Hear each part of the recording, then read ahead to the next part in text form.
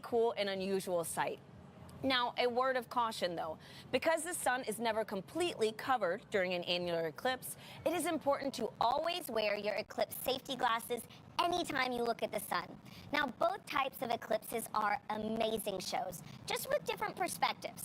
So today we're going to be bringing you views of the annular eclipse, and you're going to have an opportunity to view a total solar eclipse on April 8th, 2024. Now, Gina, anything you would add to that? Of course, Tahira. So the science with the annular eclipse and the total solar eclipse, we can do great science, and NASA has a bunch of experiments which you'll hear about later today. Fantastic. Thank you so much, Gina. And folks, it's time to meet your other hosts. We have James Traley at our Eclipse desk. He's going to be keeping us keyed into the action, connecting with telescope operators across the country to show us live views as annularity sweeps the nation. And we also have Joy Ung and Michael Kirk at our Albuquerque desk. They're going to be joined with special guests throughout the show to talk about how important eclipses are to all the science we do at NASA and how you can play a part in the activities leading up to 2024's total solar eclipse. Now we're going to head out to Joy and Michael later, but first, James, how are things looking on your end? Hey, Tahira, so excited to be joining you live from Kerrville, Texas. I've got my Eclipse glasses ready to view today's big event, the annularity, right here in just a few moments. We should be getting our first view from the West Coast in just a few moments. Up in Eugene, Oregon, they'll have the first awesome view from the United States. And you can track all of today's events using this interactive tool we've developed called our Eclipse Explorer. If you want to play around with this, go to go.nasa.gov/Eclipse Explorer. This is a fantastic tool that allows you to preview exactly what the eclipse is going to look like in your neck of the woods. You can see this path that it's going to be taking all the way down to us in Kerrville, Texas, starting out in the Pacific Northwest. But even if you're outside of that area of influence, say, for example, you're watching today's broadcast live from Milwaukee, you'll get a great view of a partial eclipse. And these little icons that you see here, these little googly eyes, if you will, they're actually clickable. So if I go to Eugene, they're supposed to have peak annularity beginning at around 9:17 a.m. Pacific. If I click on this little googly eye, it'll snap right to that time, and you can preview exactly where it's going to be. So you still have plenty of time to start getting up to speed with exactly what this annular eclipse or partial eclipse is going to look like in your neck of the woods. So I certainly encourage you to play around with this tool. And if we go to our real-time view of it now, you can see that a partial eclipse is already impacting a very large portion of the United States, stretching all the way out to as far as Nashville. And so very excited for our moment in this partially eclipsed sun here in Kerrville, Texas. We're expecting that to begin at around 11:50 a.m. local. I'm going to continue to track the movement of this annular eclipse across the U.S. But for now, back to you, Tahira. Thank you so much, James. So excited to see that first instant of the Ring of Fire effect soon. Now, Gina and I are joined with Leslie Garrison. Hi, Leslie. Who is going to show us how to make a pinhole viewer to observe today's events if you do not have your Eclipse glasses. So, Leslie, I see you've got a few different pre-built pinhole viewers with you right now. Can you first just walk us through how this even works? Yes, absolutely. So, to safely view the sun today, we brought a couple of items. We have a colander, a pinhole, a peg hole, a sheet of cardstock, and a hole punch. And so we're going to use them to simply create what we call a pinhole projector. And so in order to use these or to make these, you need a few items from home, but number one, make sure to never look at the sun directly, but number two, make sure when you are making and creating and using these that the sun is to your back so that the sun's light can cast light through the holes. And you just, what, put it up and have it coming Put through. A shadow on the ground? Absolutely, and so on the paper model, we are going to put a hole here, and the light is going to go directly through it. Peg hole, the colander, and the NASA 3D printed model already has a hole. All you have to do is wait for the eclipse to happen and see the view of the sun on a surface area. That's great. So, Leslie, can you go over those materials just one more time? Absolutely. So at home, you probably already have a colander. This is just a pegboard toy from my son's toy box, and a sheet of cardstock, and a hole punch. But NASA has a cool event online. You can see our URL somewhere on our screen, and you can go online and make these items at home to use. So really, you just need something with a hole. You need something with a hole. The sun's light can shine through, so on the surface area, and you can see the eclipse on that surface area. Simple, effective. Yeah. Leslie, thank you so much for your help today. Leslie.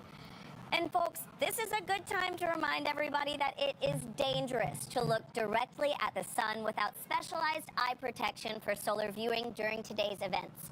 Now we have a very special guest that you might recognize popping in to share some important tips to make sure that you stay safe during an annular eclipse. Hi Eclipse enthusiasts, Lance Bass here, and I want to tell you how to protect those eyes and stay safe during a solar eclipse. During these celestial events, the sun, earth, and moon are in sync, creating solar eclipses. During an annular eclipse, it's not the moment for a sun staring contest. Grab those eclipse glasses and shade your eyes from the ring of fire. What you'll witness is a true cosmic marvel. The moon will move between the sun and the earth, but the moon is a bit too far away from Earth to completely cover the sun. So, when you look up at the sky during this annular eclipse, you'll see the sun creating a glowing ring around the moon. Because the sun is never completely blocked, it is never safe to look directly at an annular eclipse without special eye protection for solar viewing. This I promise you. You should wear eclipse glasses so that you don't say bye to your vision. Seriously. And eclipse glasses are not the same as regular sunglasses. No, they're not. Safe solar viewers are thousands of times darker and will have a specific certification that you should look for right here. Don't be a space cowboy and try to look directly at the sun. If you don't have eclipse glasses, you can use an indirect viewing method, like a pinhole projector. You can make one of these with something as simple as an index card with a hole, or a colander, or even your hands. With the sun at your back, you can safely project an image of the sun through the hole onto a nearby surface, like the ground. It's gonna be me who is wearing my eclipse glasses, and so are you.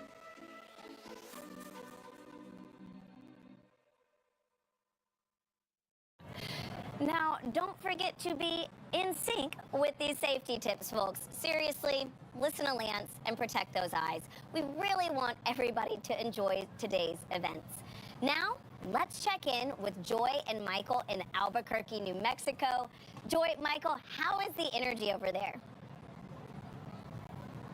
Hi Tara and Gina, the energy in Albuquerque is buzzing. We are so excited for the annular eclipse to pass through New Mexico in just under an hour.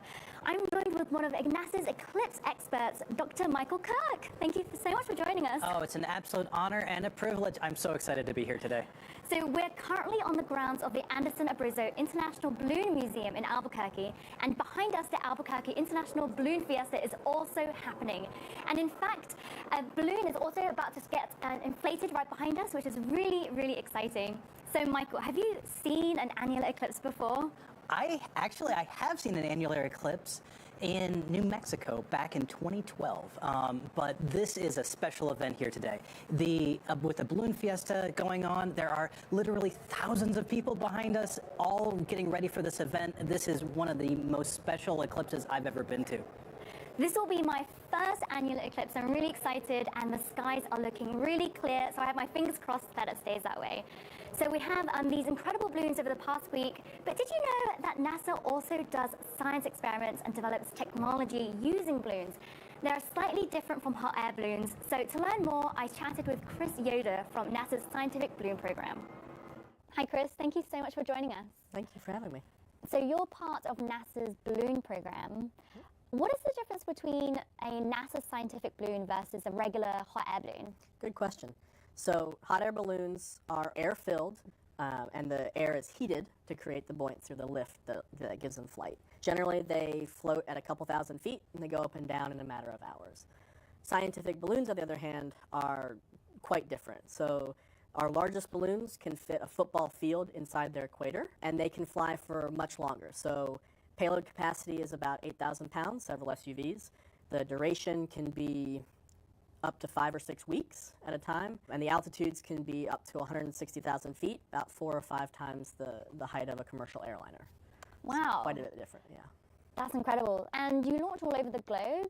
So you launched from New Mexico in the US, New Zealand, and even McMurdo Station in Antarctica. Why do you launch from all those different places? In short, we go where the science needs us to go. Some scientists need Northern Hemisphere science for galaxies and star formations. That's why we go to Sweden.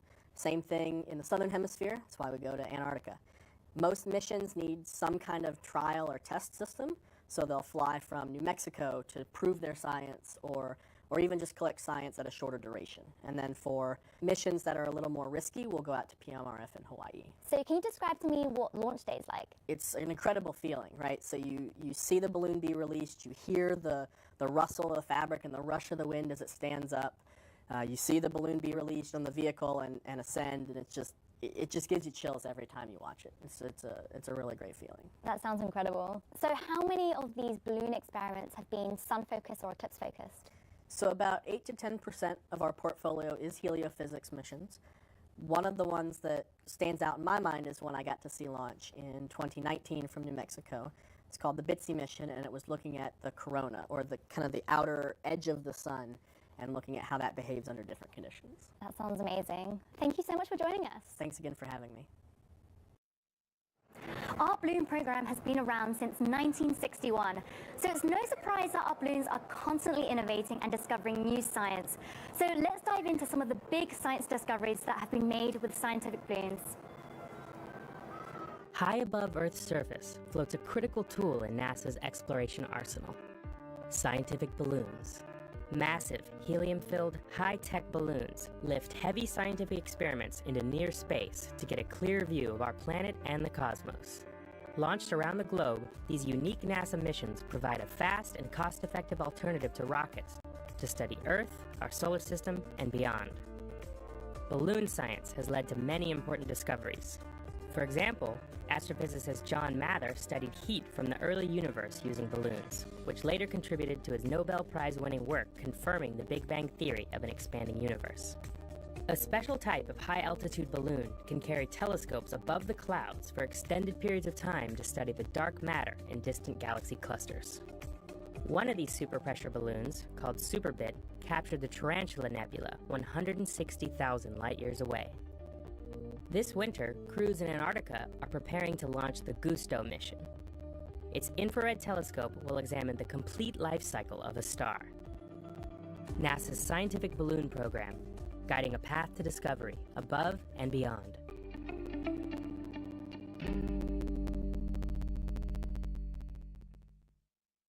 Joined with us now is the Balloon Museum Manager, Nan Maslin. Thank you so much for joining us on probably the busiest week of the year. I'm so happy to be here with you all. So we're here, the Fiesta started in the 70s with a small group of people, and now there are hundreds of balloons.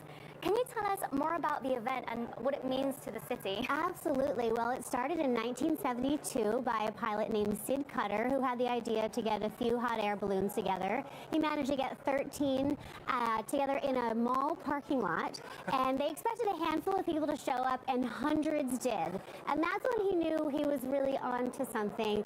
And 51 years later, there's 100,000 people behind us on the field right now. Oh my goodness. So the Balloon Museum, it's where you work and it's where we are right now. Could you tell us a little bit about the relationship between the Balloon Museum and the Fiesta itself? Absolutely. We are very good neighbors. We are here 365 days of the year. We started in 2005, and we start with the early ballooning in the 1700s up through today, exploring the history, science, art, and just wonder of ballooning. And if you haven't been to Albuquerque, we invite you all to come back and check out this museum. And what do you love most about the Fiesta and the museum this week? New Mexico is such an enchanting place to be, and the smell of roasting green chili in the air, there's nothing like it. There's a reason why Georgia O'Keeffe chose this place as her home. It's because of the open sky and the beautiful landscape, and we get to enjoy so much of that here. And when you think about it, there's like a spotlight shining on Albuquerque, and I think it's probably the best place in the whole wide world to be right now, today, Balloon Fiesta and an annular eclipse. I can't imagine anything better. And how do you feel about an annular eclipse falling at the same time as the event this year? It's just fantastic. I'm so happy to be here with you all, and Mother Nature has provided us the perfect sky today. Looking this direction, I don't see a single cloud. There's a bite out of the sun already, like it's bitten out of an apple, and I just am so excited to see the annularity. Amazing. Thank you so much for being with us today. I'm really excited to enjoy the annular eclipse together. Me too. So next, we are honored to hear from NASA Administrator Bill Nelson. Hey everybody, we're so excited that you're joining us today for this solar eclipse. It's when the moon passes between the Earth and the sun. It's a big day for NASA scientists because eclipses present unique opportunities to study the sun. And what we learn from these eclipses, along with our heliophysics research, has incredible benefits for our human exploration. The sun is a powerful, hot, glowing ball of hydrogen and helium, and it actually holds together the entire solar system. Without its energy, we couldn't exist here on Earth. Just think, it influences everything. What we do on Earth, growing crops, our economics. It even affects our physical, mental, and emotional well-being. We see its influences reflected throughout our culture as well, in art, music, religion, sports. And when you look up today with your eclipse glasses, I hope you're going to remember all the ways that the sun impacts us. NASA will never stop studying our closest star for the benefit of all of us, terrestrial beings here on planet Earth. Thank you, Administrator Nelson. So, Michael, we've been getting a lot of questions on social media. Shall we dive in? Yeah, let's do it. Okay. So, I have a question here from Priyesh Patel on YouTube, and they ask, do events like eclipses occur in a similar pattern geographically? Oh, absolutely. Geographically, we get the same sort of shape of an eclipse that will move slightly northward in its progression. So this is called the Saros cycle. And every 18 years or so, there's a repeated pattern of an eclipse, and the pattern itself repeats a little bit further north each time. And so we get these overlapping patterns that are exactly the same over time. Amazing. I didn't know that. Yeah. That's really surprising. Okay, and before I go on to my second question, I just want to mention that in the telescope view now, we are seeing a partial eclipse and a lot of bite out of the sun. Oh yeah, it's getting a bit bigger. We're not quite to 50% yet, but yeah, it is getting there. It's pretty exciting. That's so exciting. Okay, so the second question I have is Sammy Connor on YouTube, and they ask, how does the Ring of Fire eclipse affect the light from the sun reaching Earth? Ooh, that's a fantastic question, because this has something to do with the science that we can do with eclipses as well. So as the sun gets blocked by the moon progressively, there are parts of the sun, active regions specifically, that will be blocked, and the light from the active regions won't be able to hit the Earth's atmosphere. So we can actually study the effects. We can actually study these effects. We'll hear a little bit more about this later in the program. Amazing. Okay, so a third question is, one of our viewers on YouTube asked, how do eclipse glasses work? Ooh, that's a great question. So these things. Yeah, we have eclipse glasses. Okay, so you see the lenses right here. This is a mylar film, and the coating on it blocks over 99% of the white light that comes here. Not only that, but it also blocks infrared and ultraviolet light, so it keeps your entire eye safe. So it's really that coating that keeps us safe from the powerful sun's light. I'm glad. Yeah, me too. Thank you so much, Michael. Of course. So remember, wherever you're watching in the show, ask a question in the comments below using the hashtag AskNASA, and we'll be answering more later today. So now let's head back to Tahira and Gina in Kerrville, Texas. Thank you, Joy and Michael. The weather looks great in Albuquerque, New Mexico. It does, yeah. So, folks, if you're just joining us, we're following the 2023 annular solar eclipse as it sweeps across the Americas.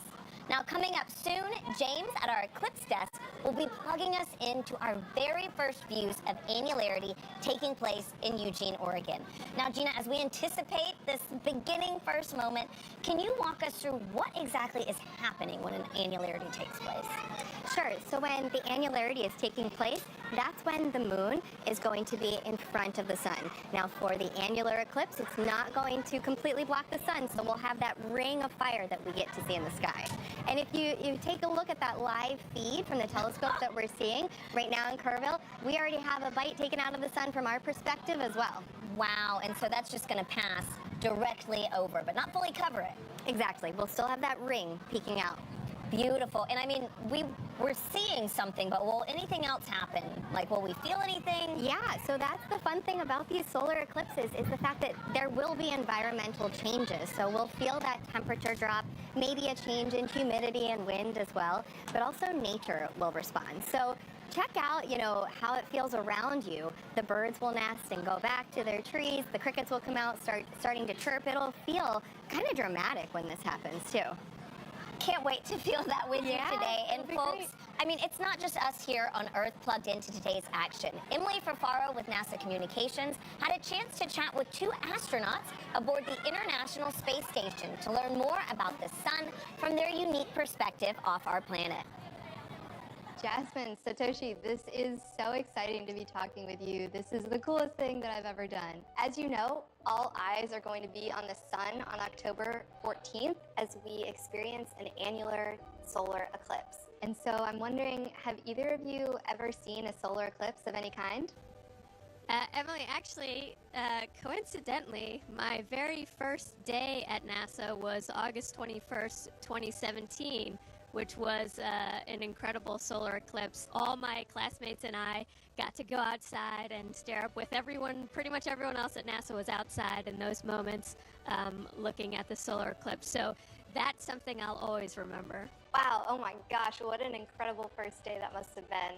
Solar eclipse events provide scientists with a unique opportunity to study the sun in different ways. So with that, I'm wondering, how do you study space weather and impacts from the sun on the International Space Station? Well, Emily, from the International Space Station, we have a really unique vantage point looking back at the Earth. But also there are several experiments actually mounted right outside here on the Japanese experiment facility outside of the GEM module.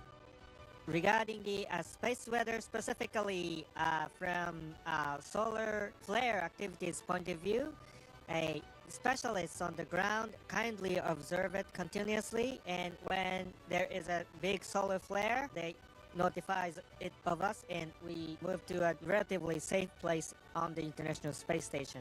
Wow, I am so glad that you're well protected up there on the International Space Station.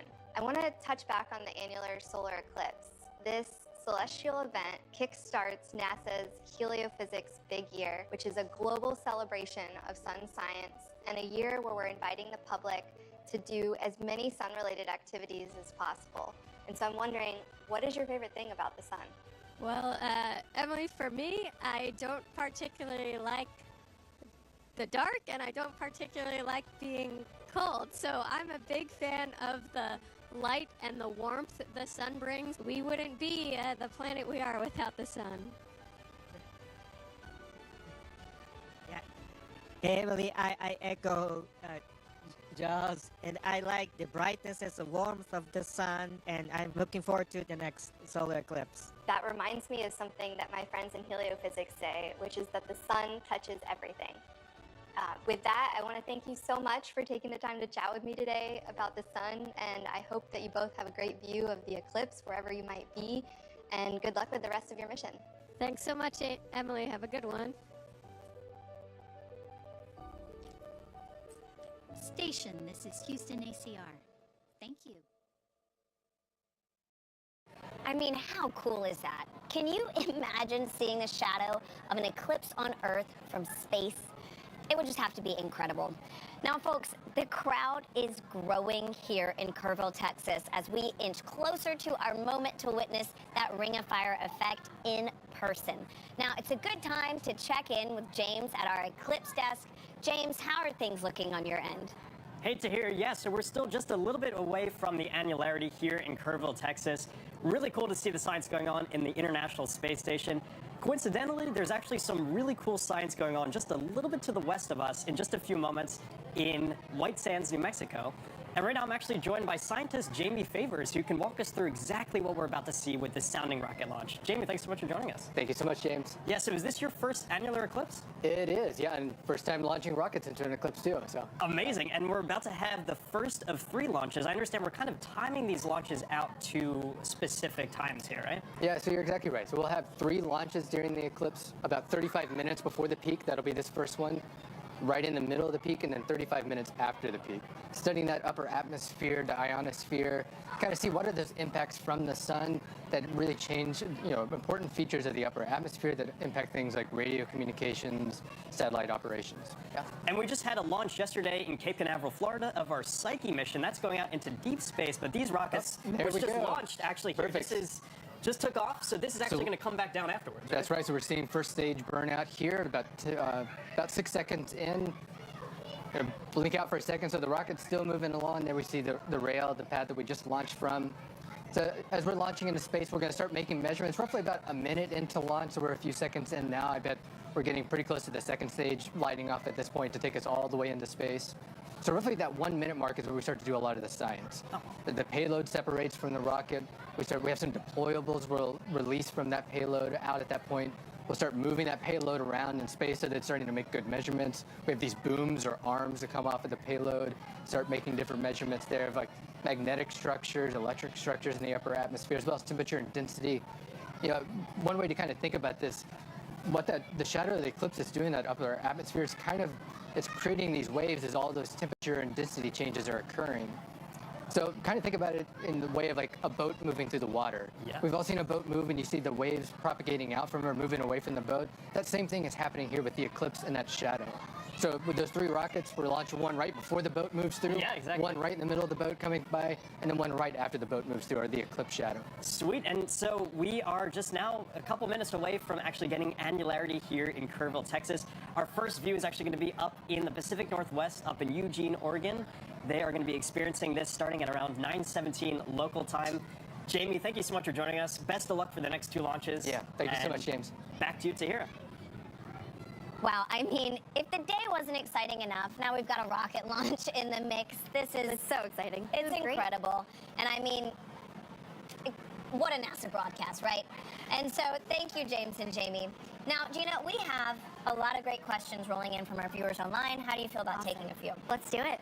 Okay, let's do it.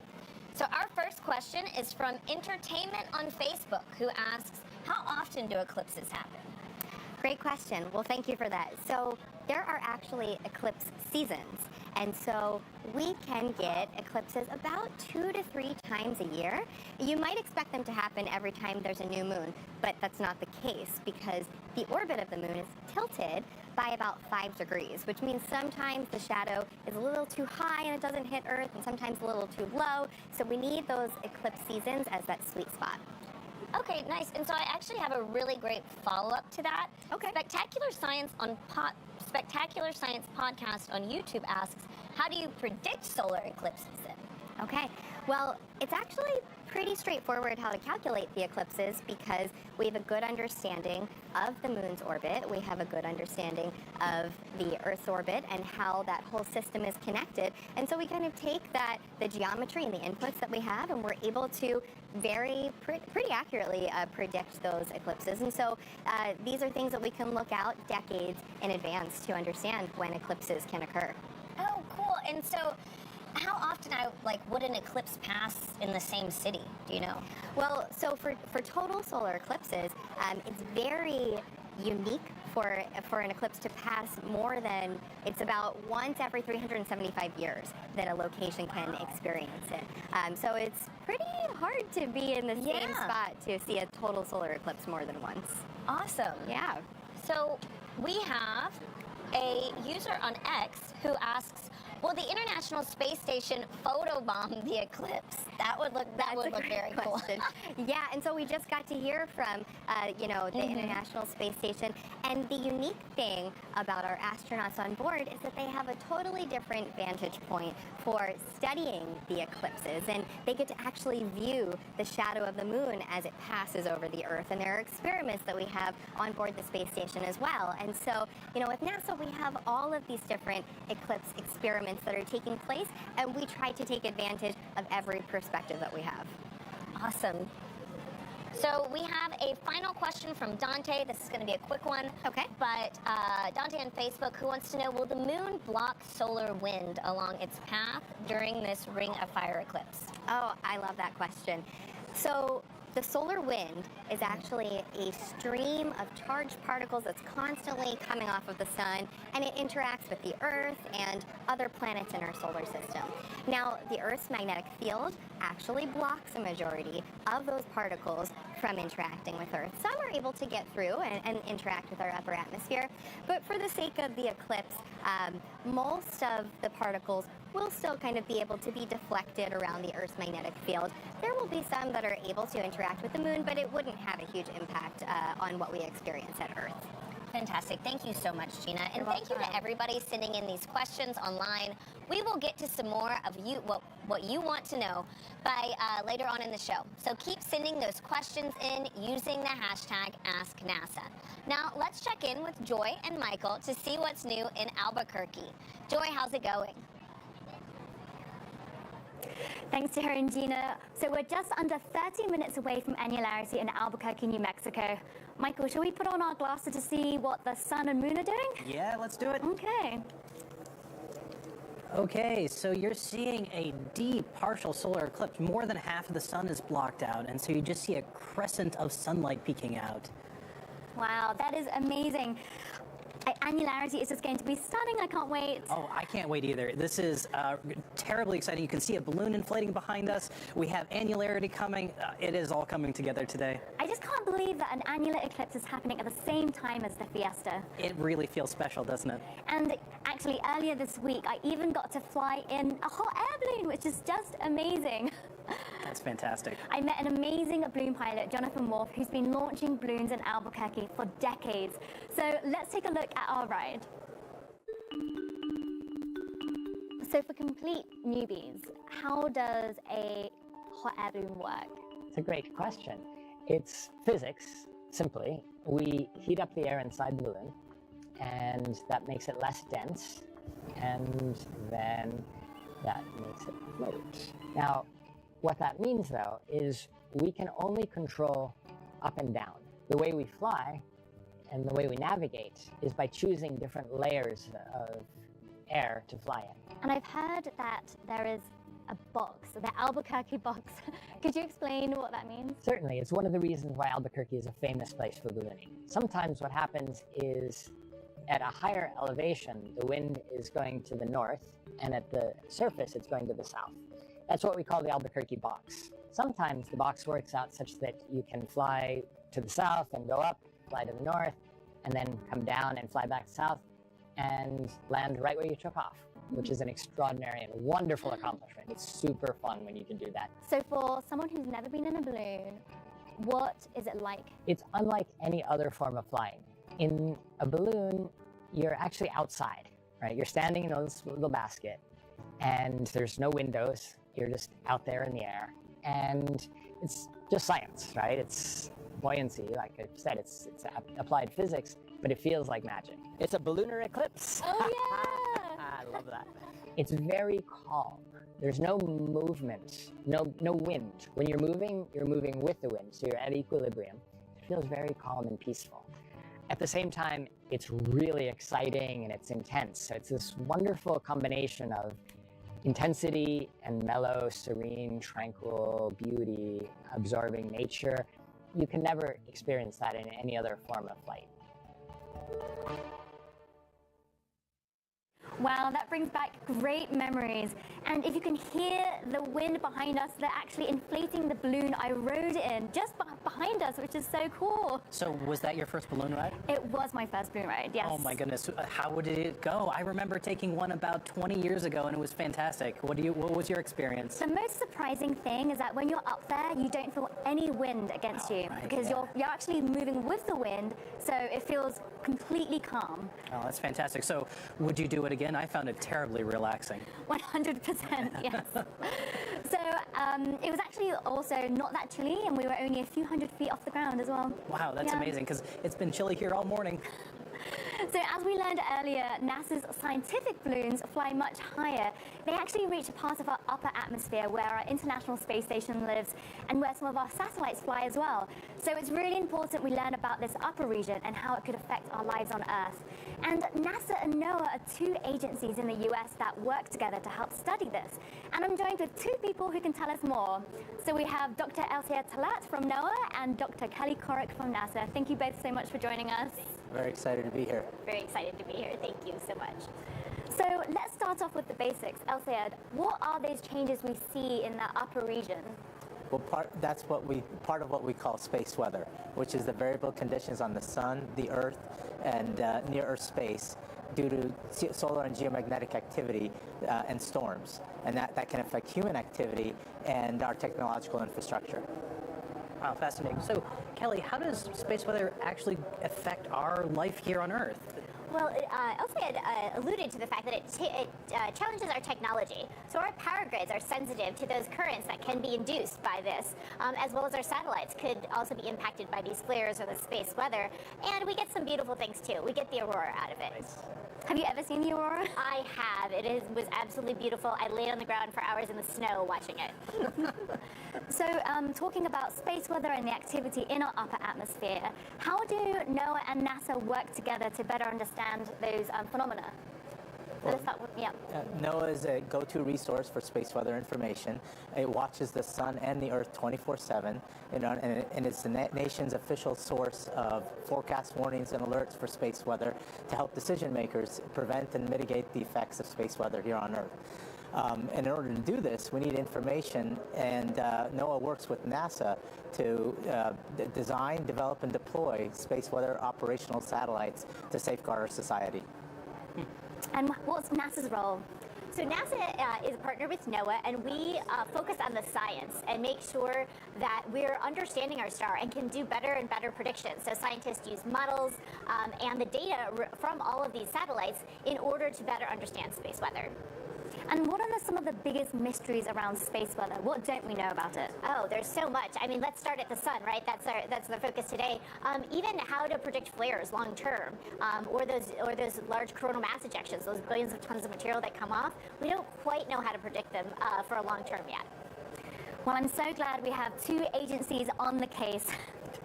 Thank you both, Elsa and Kelly. Thank you both for joining us. So, did you know that space weather is also affected by solar eclipses?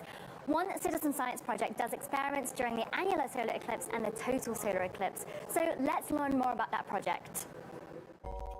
When the moon blocks the sun during a solar eclipse, there is a noticeable impact on Earth's upper atmosphere, known as the ionosphere.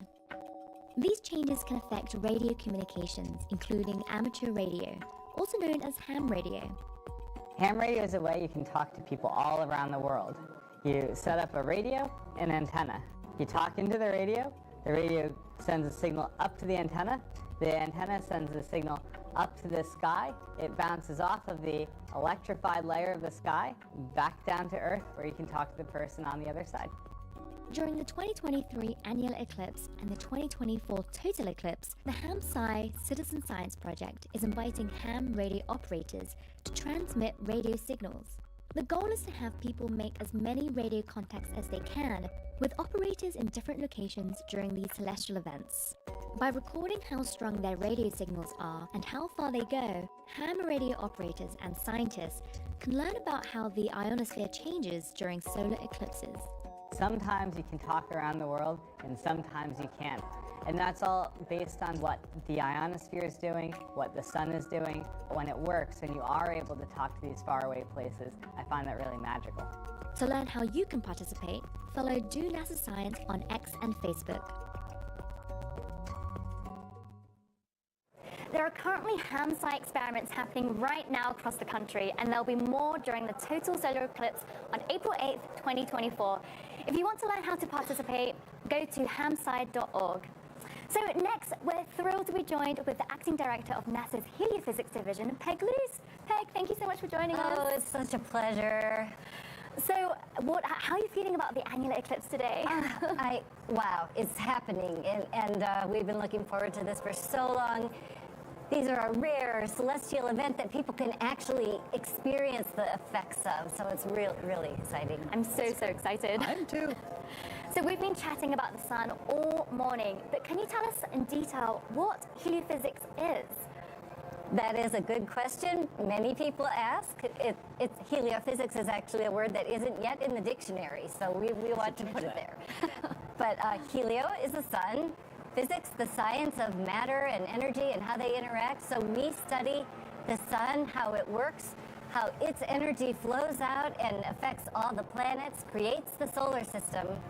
And it's a very complex field and very exciting to study. So we heard earlier that the sun touches everything. Can you describe a little bit about how the sun touches other NASA science disciplines? Yes. So we like to say that heliophysics is really the science that interfaces and collaborates with all of the other areas of science that NASA studies. For instance, the sun is a star. And it's the only star that we can actually study up close. So for our astrophysics friends, we can learn in detail how our star looks, how it changes, how dynamic it is. So when they're using their tools like James Webb Space Telescope to study distant stars, they have up-close information from what we have learned. And then, of course, the sun's energy flows around all of the planets. It interacts with the Earth. Space weather affects the atmosphere of the Earth, and so it really is a collaborative and exciting field of study. I love that the sun touches everything at NASA. So how does NASA touch everything we have here on Earth? So I like to take this opportunity to remind people about NASA science. So most people, when they think of NASA, they think of astronauts and human spaceflight, which is, of course, so exciting. But NASA science is rewriting the textbooks all the time. We have so many discoveries and just so much. We have a Parker Solar Probe that is flying through the corona of the sun. We have the Voyagers that are outside the heliosphere. We have so much to learn that I could never even begin to talk about it. But I want to invite people to go to NASA at Home and check it out. You'll get just a little bit of more information about all that NASA science does. It's an exciting time for NASA science. It really is. Yes. Thank you so much, Peg. Thank you. So now let's head back to the Eclipse desk in Kerrville, Texas, where they're about to start tracking the start of the annular eclipse across the United States. Thank you, Joy, Michael, and Peg. And Joy, you are absolutely right. Folks, we are moments away from the start of today's annular eclipse in Oregon. Now, I know I'm excited. This will be the first time I've ever witnessed one of these events, and I hope you are too. It'll be my first annular eclipse as well. But Tahira, I was lucky enough to see the 2017 total solar eclipse, and that experience was amazing. So I think we're in for a treat today. So this is going to be a totally new experience for you. It will be. Yeah. And so, Gina, actually, you know what? Let's go ahead and see if we can pull up the telescope feed from our friends at Time and Date. Wow. Look at that. San Diego. Oh, San Diego. We've got a live view of San Diego, California right now. What a beautiful partial eclipse. Yeah. I mean, the sun, it's a crescent. Normally we refer to the moon as a crescent moon, but this time it's the sun. And I mean, normally we see, you know, the sun in the sky, the moon in the sky. Occasionally they might be together, but to see them overlapping, it really reminds you that we're part of this just entire system. I know. And so interplaying together, right? And you can tell, I mean, from this view, you can really appreciate the fact that from our perspective, the moon and the sun seem to look like they're the same size, even though in reality they're not, right? It's incredible. You know what? Right now, let's go ahead and check in with James at our Eclipse desk. James, what's the latest? Yeah, hate to hear us. So we have officially kicked off annularity here in the United States. If we look at our Eclipse Explorer, you can see that the area of effect of that annular eclipse has now hit Eugene, Oregon. They should have a phenomenal view there. And just a reminder to all of our viewers who are in that region, the Pacific Northwest, be sure to use your eclipse glasses as you're looking at the sun and the moon above. You should have a beautiful sight at this moment. That's going to last for just a couple minutes, so really take advantage of that big moment. You just saw that view in San Diego. Even if you're outside of this area, you might still have a beautiful view of a partial eclipse. And if I zoom in onto our little area of annularity, you'll notice kind of a couple little bumps and things here, which you might initially think is because it's low resolution, maybe it's a little bit, low res here, but the inverse is actually true. We actually have an incredible amount of data feeding into our Eclipse Explorer to generate the images and the predictions that you're seeing on your screen. This tool takes into account two unique things. One is obviously the topography of Earth, so mountains, river valleys, all kinds of little divots and things as that shadow moves across the land. But also, and really interestingly, it takes into account the shape of the moon. When you think of the moon, you might just think it's perfectly circular, but there are so many little objects like mountains and craters and all kinds of things dotting the surface that are all being fed into this prediction that you're seeing here that will then show you exactly what the shadow is going to look like. You won't really be able to see this difference from the ground, but if you're up in space looking down at this, you'll actually be able to see that area kind of ripple almost as it's moving across the terrain. So definitely I encourage you to check out this tool. It's a really phenomenal one that's really just using so much data to feed into this. And again, even if you're outside of this area, I encourage you to use our tool to kind of predict what you're going to see. So if I scroll all the way over to the East Coast and I zoom all the way out here, you can just see just how large this area of partial eclipse is. This kind of outer circle that you see here is areas that might be having a partial eclipse. So if I click on, for example, Philadelphia, I know quite a few people watching there. It looks like it might be a little bit rainy, but if the sky clears up for you, you'll have a peak coverage for your partial eclipse at around 1:21 local time. So still plenty of time for you to get your glasses ready in order, get your pinhole projectors created. You had that instructions earlier in the broadcast, and really just take advantage of this incredible celestial moment. These don't really happen very often, so it's a really unique experience to be able to witness this live from here in Kerrville, Texas. Just a few moments, we'll actually be able to have that view from right here. I can hear the crowd already kind of buzzing. People have all of their glasses ready to go, already kind of looking up and observing that partial eclipse. You just saw the coverage in San Diego. This is really sweeping across such a big area of the United States, and it's going to continue to move closer and closer and closer to us. You can see already since I've just started this conversation here, we've already moved away from Eugene, so they are no longer in annularity, and this is continuing to move into parts of Nevada. This will then continue to track further southeast to our friends out in Albuquerque at the Balloon Festival. They'll have a phenomenal view there, intermixed with the balloons and everything. It'll look awesome. And you're also seeing right now our live view of Kerrville, Texas. You can see we're already in pretty good coverage here with the partial eclipse. If I click on a Kerrville on our interactive map, you can see that we're expecting our peak coverage of the annularity to begin at 11:50. And I'll remind you again, if you're using our interactive tool, these are all clickable too. So if you wanted to click onto those and to see exactly what time and exactly what it's going to look like, actually, this is a prediction of what it's going to look like in your neck of the woods. And so actually the path you're seeing this moon taking is the exact path it's going to look like the moon's taking in real life for you. So that little googly eye is showing that directionality. So for us, the moon has already entered in from kind of above the sun here. It's going to continue tracking down, eventually giving us that incredible ring of fire effect. I can't wait to see this live. This will be the first time for me ever seeing an annularity live. I'm super excited. So the hit is coming up again in Albuquerque, New Mexico. In just a little bit, they'll get a phenomenal view there. Keep tracking it. But for now, back to you, Tahira. Incredible, James. And I mean, I think earlier you said buzzing. Like, Gina, it feels like the town is coming alive. It is. It's starting to get a little colder here. I know, I'm kind of chilly. So, I mean, looking around, you can just see people are kind of lounging back with their safety eclipse glasses and just taking it all in and getting excited for this. And not only will Kerrville see today's annular eclipse, they're also positioned to see the total solar eclipse next year. Yeah. Right? Like, how awesome is that? And so, folks, let's take a look at how the city has been preparing in the lead up to these special events. Kerrville is the eclipse capital of the state of Texas. It is known as being the capital of the Texas Hill Country. It's the epitome of Texas. Ranches, deer, beautiful streams like the Guadalupe here. Kerrville is very welcoming. It's a wonderful community. Tight-knit, small. It has about 25,000 people. Kerrville is blessed to be in that special square. Not only are we going to witness the annular eclipse in 2023, we're also going to witness the total solar eclipse in 2024. We're talking about crossroads, you know, we get it twice. Two eclipses is coming right here, right where I stand. It's statistically extraordinary.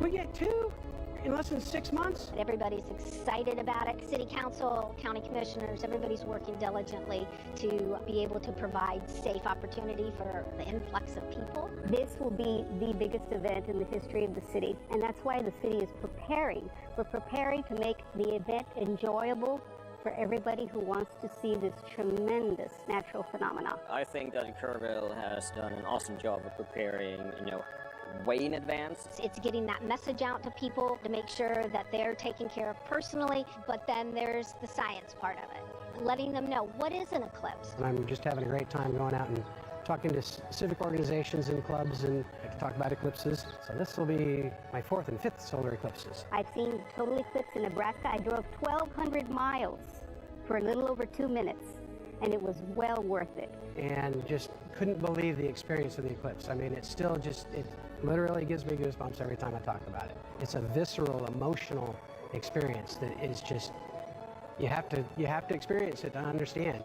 I thought I knew what it would be like, but I gasped at the sheer wonder. It's going to be a you're going to hear that intake of air and It was the most beautiful natural thing I've ever seen.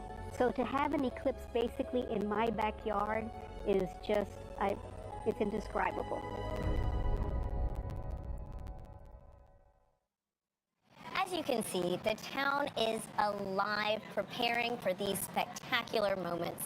Now, Gina, the sun not only impacts us here on Earth, right? That's right, Tahira. So the sun impacts our entire solar system. And in fact, when we explore with NASA, that's something that we have to take into consideration. So I'm glad you said exploring, because I actually just recently learned that the sun even impacts human exploration in the solar system, which I thought was really cool. So let's take a second and see how studying heliophysics is actually helping us prepare for sending humans to the moon and Mars under our Artemis program. NASA has studied the sun and its influence throughout our solar system for decades. The Artemis program will provide a better understanding of solar activity through 2 new missions. Hermes is an instrument package that will monitor space weather from the moon and be placed on NASA's Gateway, an orbital outpost being built for lunar operations and eventually Mars exploration. The dual spacecraft Escapade mission will examine the effects of solar wind on the red planet's atmosphere. Heliophysicists at NASA are working to protect astronauts who will travel to the moon and to Mars by increasing our understanding of the space environment through which they must travel. With safety ever at the forefront, the agency is using spacecraft observations and simulations to better understand space weather. That's a look at your Artemis Moon Minute. Folks, I've learned that it is almost time for Annularity to make its move into Albuquerque, New Mexico. We've got Joy standing by at our other desk, who is going to tell us about an upcoming NASA mission and show us live views from this solar eclipse. Joy, Michael, on a scale of 1 to 10, how excited are you right now? I think I'm about a 20 right now. What about you, Michael? Oh, I am so excited. You can see the light changing. It's getting a little bit chilly. I am so excited. I cannot wait. Yeah. So now we're joined with NASA scientist Dr. Nikki Weil, who's going to tell us about a new sun mission. Firstly, Nikki, how are you feeling today? It is so amazing to be here. I'm so excited to be able to be a part of this festival and witness the annular eclipse. So Nikki, what is the PUNCH mission and what does it stand for? So PUNCH is a NASA Small Explorer. It stands for Polarimeter to Unify the Corona and Heliosphere. So the corona is the outermost atmosphere of the sun. It's the part of the sun that you get to see during a total solar eclipse when the moon totally blocks out the main body of the sun. And then the heliosphere is the bubble carved out by the sun as that corona turns into a solar wind and fills our solar system. So I know that PUNCH has a big outreach effort as well, especially looking at humanity's interaction with the sun and observing the sun. Can you tell us a little bit more about that? Yeah, humanity has been studying the sun and the moon and those different cycles for millennia.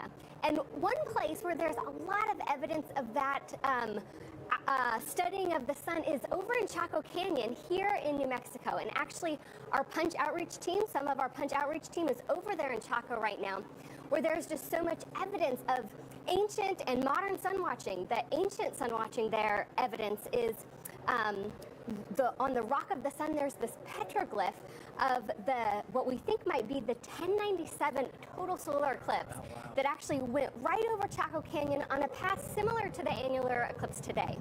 And then, of course, the modern sun watching is what we're all doing here today, and of course our Native American partners on the Punch outreach effort that still honor some of their traditional sun watching efforts, and then of course our NASA missions like Punch and Parker Solar Probe. That's amazing. And you mentioned Punch shows and studies the sun's atmosphere, the corona. Why do we need to study the sun's atmosphere? The corona is amazing because it is hundreds of times hotter than the photosphere below it, the surface of the sun, the part that we should never look directly at. So that's amazing. That's like if you walked away from a fireplace and it got hundreds of times hotter. Now, we know it has to do with the magnetic fields rooted down in the sun, but we don't know exactly how that energy gets into the corona. So that's one of the things we're really interested in studying. Right, so we're looking at a live shot on camera of this eclipse. We're getting really close to annularity. So what are you looking forward to as a scientist when you think about eclipses and especially with the new mission coming up? Punch is going to be so amazing because it's going to take images of the corona and that plasma as it fills the solar system in regular white light, like we could see it with our eye if our eye were sensitive enough and if the moon always blocked out the main body of the sun. But it doesn't, and that's why we need NASA missions like Punch to do that for us. Fantastic. I can't wait for the mission to launch. Me neither. I'm super excited about it. So we're like we're moments away, minutes away from the annular eclipse here. Nikki, thank you so much for joining us. I hope you enjoy the annular eclipse. Yeah, thank you so much. This has been great. And I hope you keep safe from the wind. The wind is kind of picked up right now. So yes, so the skies are clear, the wind is picked up, but we have a clear view of the annular eclipse. So remember, the annular eclipse is moments away from Albuquerque and the sun is never completely covered. So during the eclipse, you have to keep your eclipse glasses on the entire time. You can also use other indirect viewing methods too, like a pinhole projector if you don't have eclipse glasses. So Michael, do you have your glasses ready? I have mine ready. Great. So now let's go to a full screen view of the telescope here in Albuquerque. Wow. Wow. We are minutes away and you can see that the ring of fire is almost here. Yeah, the sun is just egressing over into the moon, or the moon's egressing onto the sun. We're getting closer and closer. The light here on the ground is visibly different, and looking up at the sky, where we see a thumbnail moon. It is our thumbnail sun. It is gorgeous. Wow. The ring of fire, the almost ring of fire, it looks so sharp and clear with our beautiful skies today. Yeah, it really is almost that Johnny Cash moment where we're getting close to the ring of fire. It is really beautiful to see happening in real time as well. This is one of those events where I can sit and watch and see how the moon is progressing and see that changing. I can't believe that the moon, we can actually see the moon moving in front of the sun right now. You can literally see it. It's just incredible. So as we approach annularity, you might be able to see Bailey's beads. These are bright points of light of the sunlight coming through the valleys on the moon itself, right before the annularity begins. You can even hear the crowds in the background. You can just feel the atmosphere building up. Yeah, it is palpable. Everybody is super excited here. I know I am just thrilled. We are just in the final countdown. You can hear some people starting to cheer and starting to get all pumped up themselves. Wow, the ring of fire is almost here. I'm just going to take my glasses off briefly, and you can see the crowd. Everyone is just staring safely at the sun right now. It's just amazing that we're all united looking at this amazing celestial event. And make sure you take a look at the shadows around you. You're going to see these crescent shadows everywhere as different objects create natural pinhole projectors. And so make sure that you do have a moment to take a look at the world around you, because there's a beautiful rings. So let's take a minute and just be quiet and enjoy the view.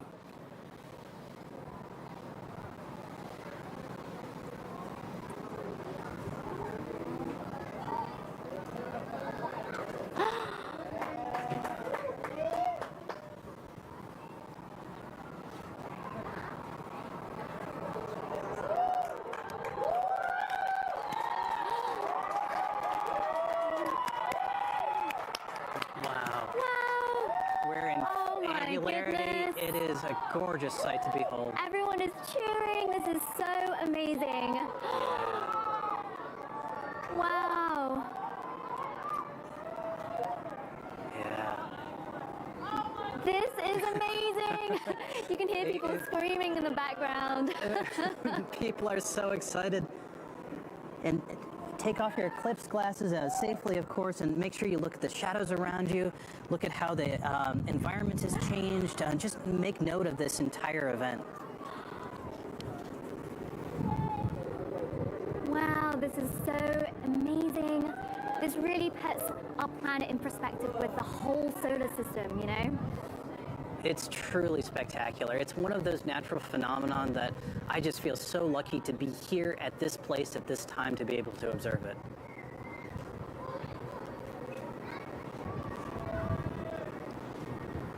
Wow, I'm just looking at a tiny pinhole below, and I see a little ring, like a little spotlight. This is so cool. You can see ringlets dotting everywhere around here. See people taking pictures of the ground. How are you feeling, Michael? Oh, this is spectacular. You know, we've been preparing for this event for so long. To actually be in this moment and to be experiencing it live is just tremendous. Joy, how are you feeling? I'm just in awe. You know, I can feel the temperature drop, and this ring of fire feels so long. It's just about 4 minutes long, and it feels just incredible that we are seeing the moon right in front of the sun right now. So that moon's shadow is traversing across the ground at a few thousand miles an hour, almost Mach 3. So even though it seems like it's lingering, it's actually making really good progress, and pretty soon our colleagues in Kerrville will be seeing annularity too. Wow, and the crowd, everyone is still staring, looking at the annular eclipse. I love that everyone is here together, enjoying this together. Wow. Yeah, you can almost hear a little bit of an awe and reverence among the crowd. Initially, there was a bit of cheering, and then everything got a little bit quieter as people took in the sight. I think that, you know, as people experience this event, it strikes both, you know, personal but also communal, and it's a really beautiful, beautiful event to see. I would say we have about thousands of people in the fiesta today, and hundreds on the museum grounds. Everyone is just excited about this eclipse, and it's just so lovely to see. I think also what I really love to do is to look at the crowd and see everybody looking up at the sky with their glasses on in the same place. It's just, it's fun to do a little bit of people watching as well. Yes. Wow, this is a perfect ring of fire. It's just so crisp. Yeah, it's fantastic. I'm so excited for the science that is going to be coming out of this too. Of course, I always come back to the science, and this opportunity to have the moon covered to this extent is going to provide us really amazing data about how the sun and moon and Earth how they interact with each other. Oh my goodness, we have about 30 seconds left of annularity here. I just want to absorb this moment. It's so fast and so slow.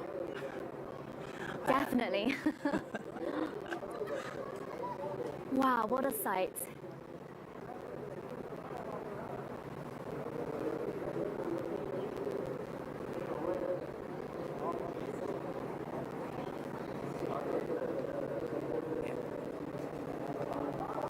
Sometimes you just have to take a moment to take it in.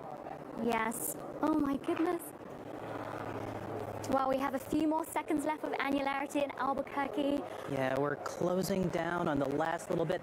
See if you can see a Bailey's bead possibly popping up right as that edge of the moon it aligns with the edge of the sun. Just seconds left. Really such a gorgeous sight. It really is. Oh, that is going to be a moment to remember. Absolutely. So Kerrville is going to be experiencing this very, very soon. So let's head back to them in Kerrville, Texas to see what they're up to.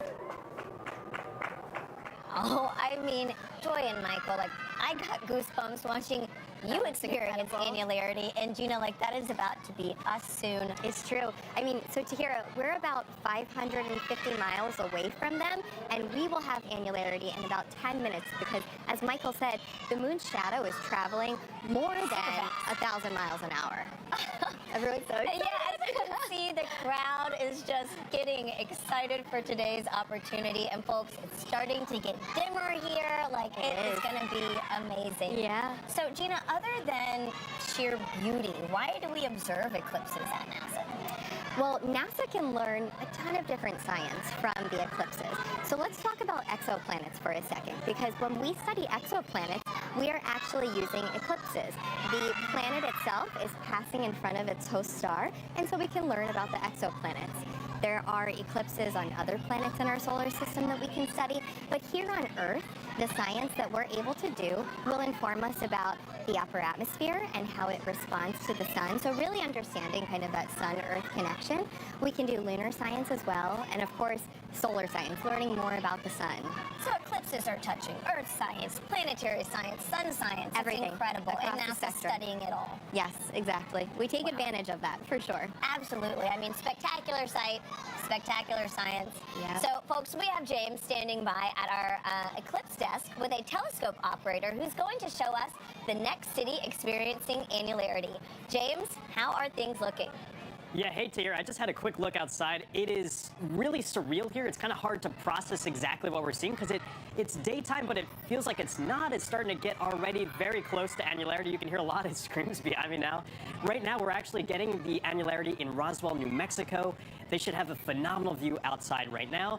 And I'm actually joined by a telescope operator who's been providing a phenomenal view for us all morning with her telescope. This is Kat Troche. Thank you so much for joining us today. Thank you so much for having me. This is so exciting. Yeah, it's really mind-blowing seeing it. And so you have quite the setup. Could you walk us through exactly what you have outside for us? Sure. I have a Celestron 6 SE. It's a Schmidt-Cassegrain telescope with a solar filter on the front and a DSLR camera that's streaming to YouTube.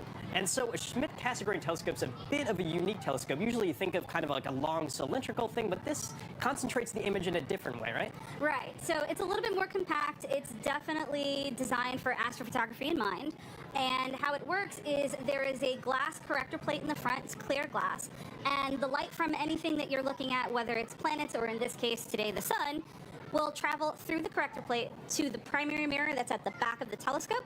Then that will bounce back into the secondary mirror that is attached to the corrector plate on the front, and then it'll go through again back at the, into the diagonal that's attached to the DSLR camera or an eyepiece if you're looking at it. So a pretty complex process, and also you have to have special protection for the telescope itself because you're used to looking at pretty dim objects. What do you have set up for that? So I have a white light solar filter, and it is incredibly important. Just like protecting your eyes, you need to have solar equipment for your telescope or your camera if you're photographing the sun. Yeah, and so also this is obviously moving really quickly across our sky. You just heard from Michael that this is really quite a quick event here. So how do you keep it in the field of view of the camera?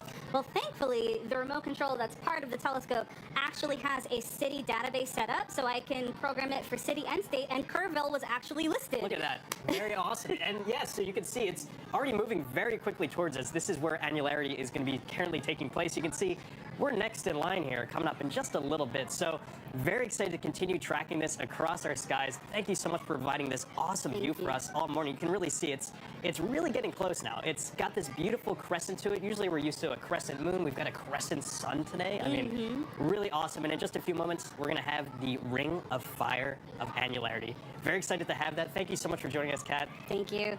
And back to you, Tahira. Thanks, James and Kat. Now, we have about 6-ish minutes, 6:30, until annularity makes its way here to Kerrville, Texas. As you can hear, the anticipation is high. They're so excited. And so, Gina, as we count down to the big moment, let's take a few social questions. Let's do it. Okay, so we have something to see here on X, who asks, am I seeing a couple of sunspots on the telescope feed? Yes, so you are seeing some sunspots. As I look at the live feed, maybe not so much right now because the moon is blocking most of the sun, but when the moon wasn't covering as much of the sun, you could see some darker spots, some black spots here and there, and those in fact are sunspots, which are areas of really intense magnetic fields, and the surface of the sun is actually cooler, which is why they appear darker than the rest of the bright sun that we see. Now, we heard a little bit about space weather and some of that solar activity that's coming towards Earth during, some of the sun's activity, and basically these sunspots are where that activity can come from. And right now, the sun is in the part of its solar cycle where more of those sunspots start to appear. So the sun goes through an 11-year cycle, where it becomes active and then where it becomes less active. And right now we're inching towards what we call that solar maximum. And so more and more of those sunspots appear, and that's what we're seeing today. That is incredible. And I mean, again, talk about activity. Gina, this crowd right now, like, folks, if you could see it, I don't know if you, exactly. We have folks looking up already with the Eclipse glasses on. You see the live telescope feed in your, on the screen right now. We are moments away. What I think is super cool, we've even got some folks out here with their own telescopes and cameras to really capture this spectacular event. Yeah. And so, again, it looks like we've got about 4 minutes. The crowd is growing, and I'm interested to see how everything kind of calms down, too. Yeah. So we'll see. Gina, I have another question. This is from Baron on YouTube, who asks, does a solar eclipse have a material impact on the atmosphere? Oh, I love this question because with the eclipse, we really are trying to understand the sun-Earth connection.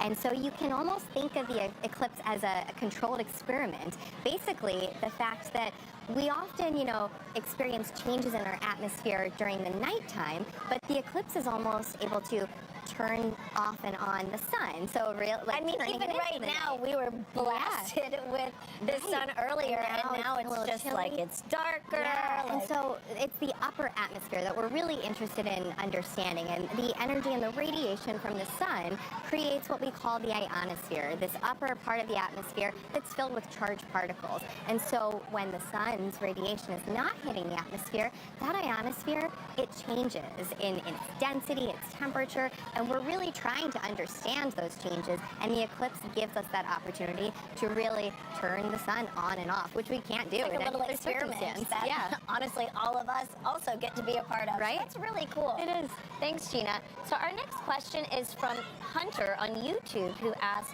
does the solar eclipse affect the moon when it happens at night? Okay, great question, Hunter.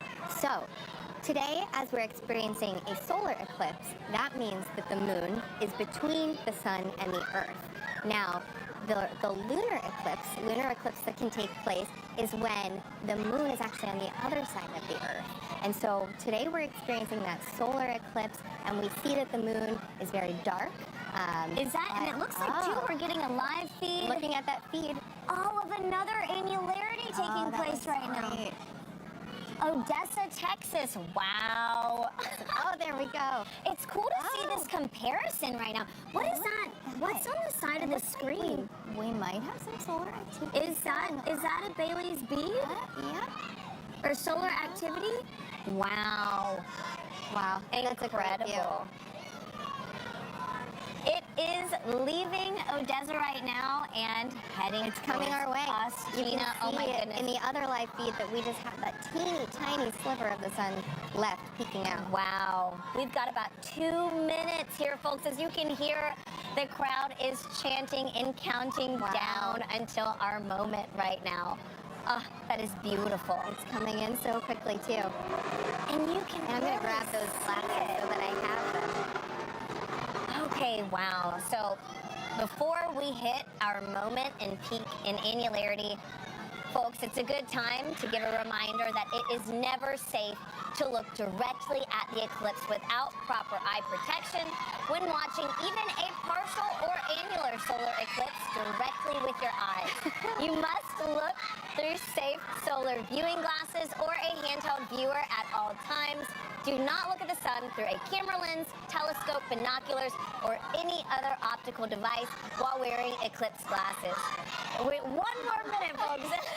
If you don't have eclipse glasses, you can use an indirect viewing method like a pinhole projector, which has a small opening and will project the image of the sun onto a nearby surface. You just heard it. We are under a minute away from the annular eclipse making its way across our area into Kerrville, Texas. It feels like it's gotten here so quickly. We've been counting down. I know. Now we're less than It is beautiful. And so, again, you're witnessing firsthand the moon passing between our star and the Earth. And we're taking this full screen right now. Gina, let's take this opportunity and get a closer look. All right. Oh my gosh, and looking around, I mean, everything is so dim. Oh, wow. Oh my God. Wow, you know, like, why am I emotional right now? Oh, there we go.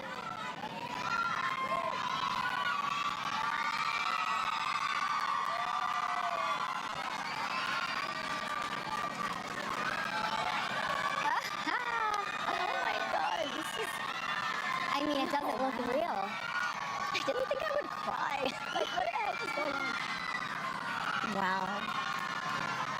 This is... Wow. That looks great. You can just see. It looks like a perfect circle of the sun peeking out. It really is that ring of fire that we have here. Wow. Gina, I thought I'd have goosebumps, but I'm literally shaking. This is crazy. I know. I know. I agree. So, I mean, this is your first annular eclipse. I mean, was it what you expected?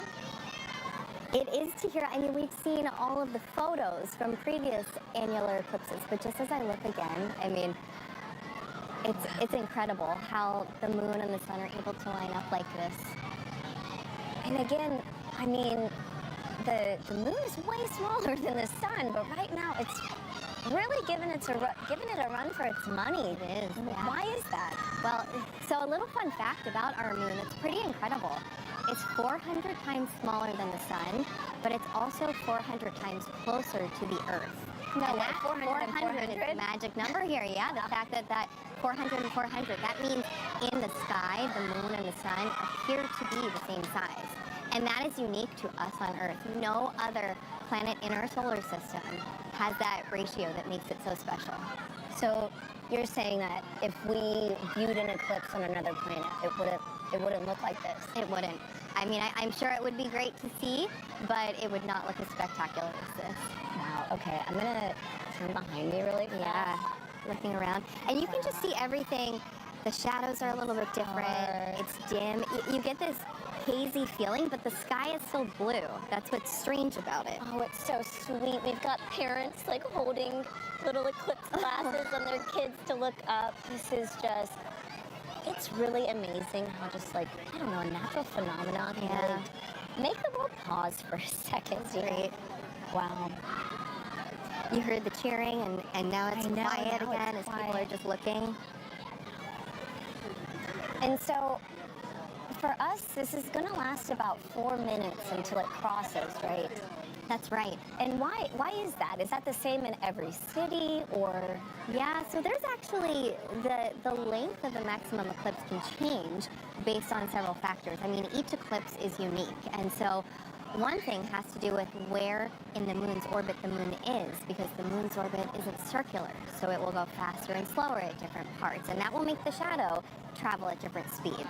Also, where the shadow is landing on Earth will have an impact, because if you're at the equator, you're going to be rotating much faster than if you were at the poles, and so for that fact, it changes the length of that maximum eclipse too. And that's true not just for annular eclipses, but for the partial eclipses, for the totality, for total solar eclipses as well. And I imagine, our folks at home getting some of those partial eclipses are also having a great experience too. Wow. I don't know what I expected, but it wasn't this. Like, this is incredible.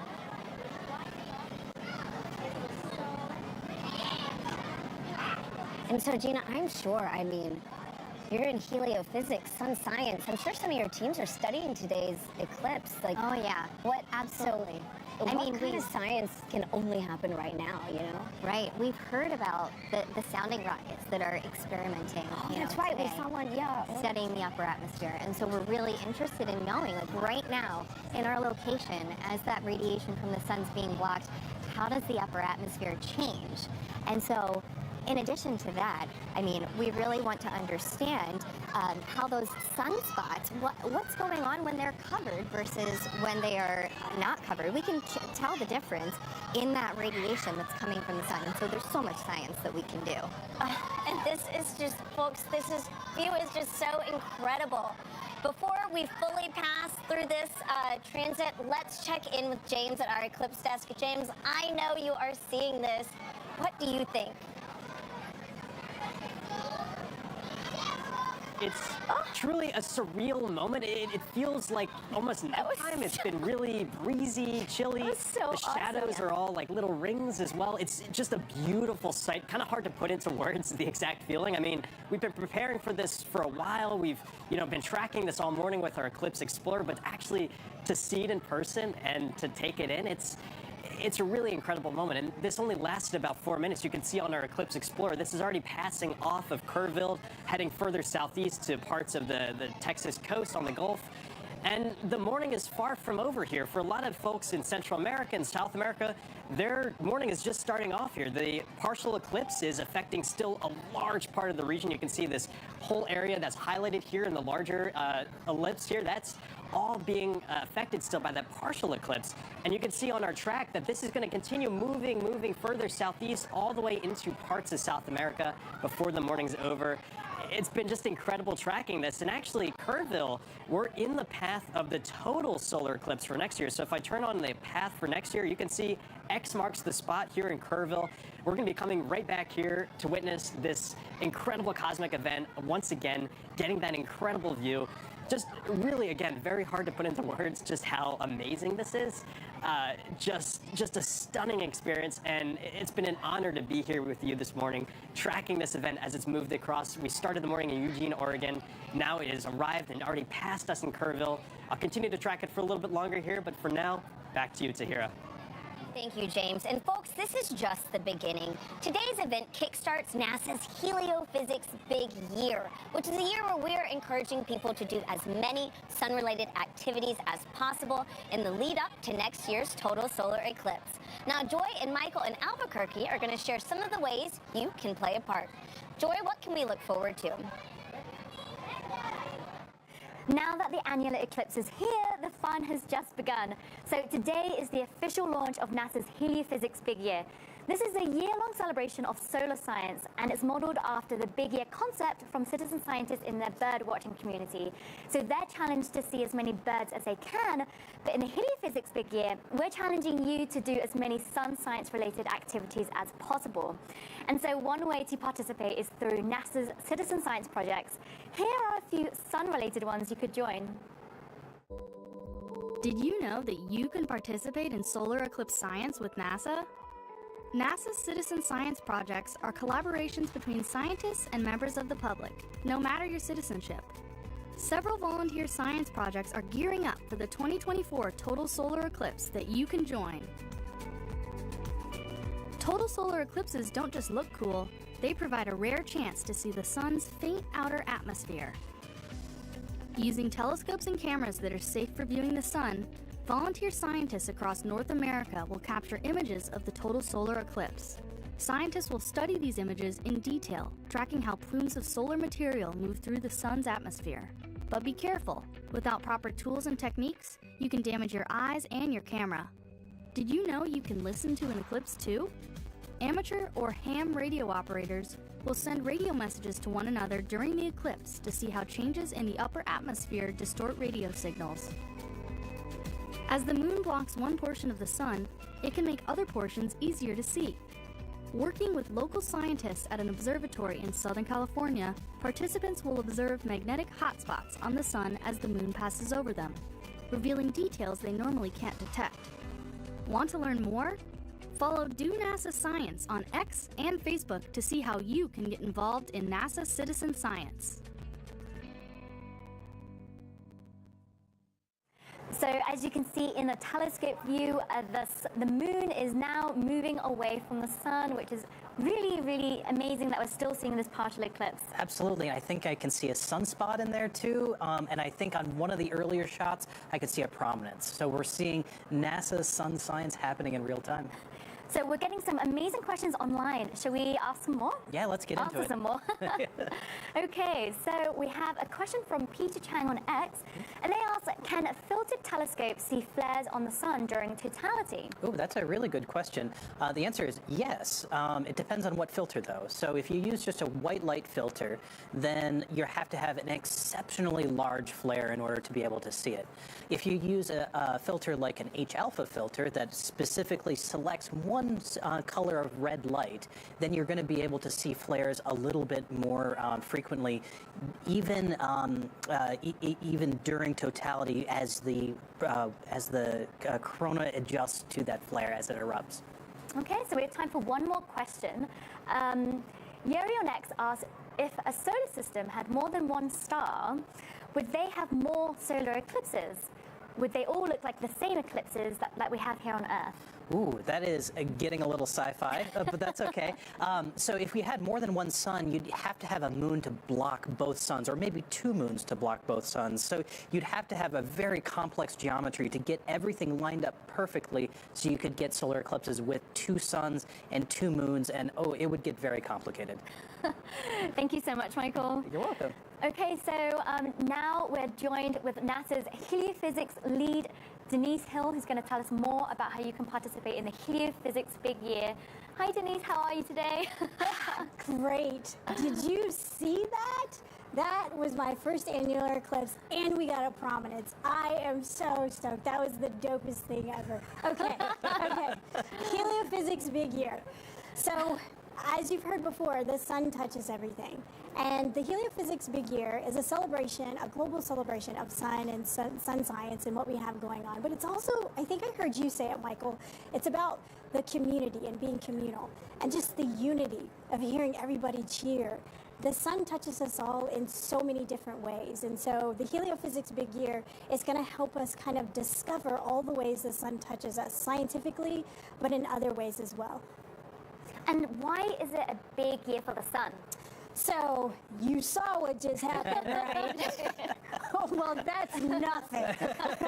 Coming up in April 8th, we have the total solar eclipse, and then Parker Solar Probe's closest approach, which will end out the Heliophysics Big Year, but it's the mission that has literally touched the sun, and it's going to be making its closest approach. And then from there, every single month during the Heliophysics Big Year, and it's a big year because it's more than 12 months, but during that time, we have themes for on different ways people can explore the sun and how it touches them. So we have themes like fashion. We're going to be delving into physical and mental and emotional health. The sun touches us in so many ways besides. And then we have missions. In just a couple weeks, we have our Awe mission that is launching, and it's going to be the first space weather station on ISS. And we are so excited. You have no idea.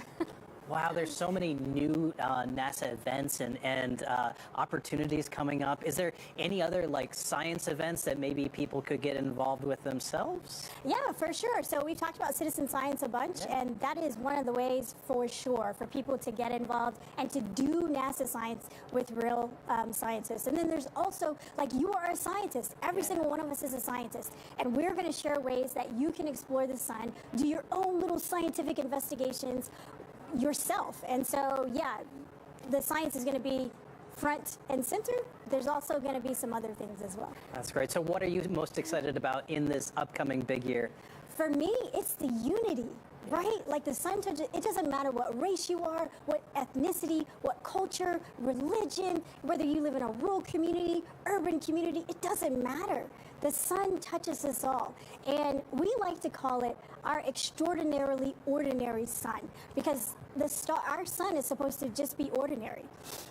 But it is responsible and touches every living thing on Earth. And no other star that we know of has that level of responsibility. So that gives me hope that you can be ordinary and have an extraordinary impact. That's amazing. Well, I think our sun's pretty extraordinary by itself, so I don't know. Thank you so much for joining us, Denise. Thanks for having me. So if you want to learn more about the Heliophysics Big Year, you can visit go.nasa.gov/heliobigyear. Michael, are you excited for the Heliophysics Big Year? I am so excited because I get to be a rock star for an entire year, and then I go back to being a normal scientist again. No, it's going to be fantastic for science, for outreach, for everything. I am so excited for this. Well, the Heliophysics Big Year has so many opportunities for folks around the world to get involved with NASA science, especially during the 2024 total solar eclipse. And one group of citizen scientists will be using their sensors to make observations. They'll gather sound recordings and help with data analysis to understand how wildlife will be impacted by solar eclipses. And you can help them too, no matter your citizenship. So now let's learn more. During a total solar eclipse, it is almost like day becomes night very quickly. So knowing that there's going to be a change in that light and life-giving energy means that we can predict when animals are going to have a rapid shift in their behavior, which results in changes in the acoustic environment or the soundscape. So the Eclipse Soundscapes project is a project to determine how eclipses affect life here on Earth. And there's a lot more to observation than just what you see. It's also important to think about what you hear. We're measuring how the rapid onset of darkness during an eclipse affects wildlife by measuring the changes in sounds that they make. The general public is best suited for this type of project because the general public is everywhere. And that's really the power of the participatory science component of this project. It enables recordings and observations of soundscapes across the diversity of ecosystems covered by the path of totality. We might think of some ecosystems having a greater influence of human activities on the soundscape, whereas in other ecosystems, say a remote part of a national park, we might have a lower influence of human activities and greater influence from the sounds of life and Earth.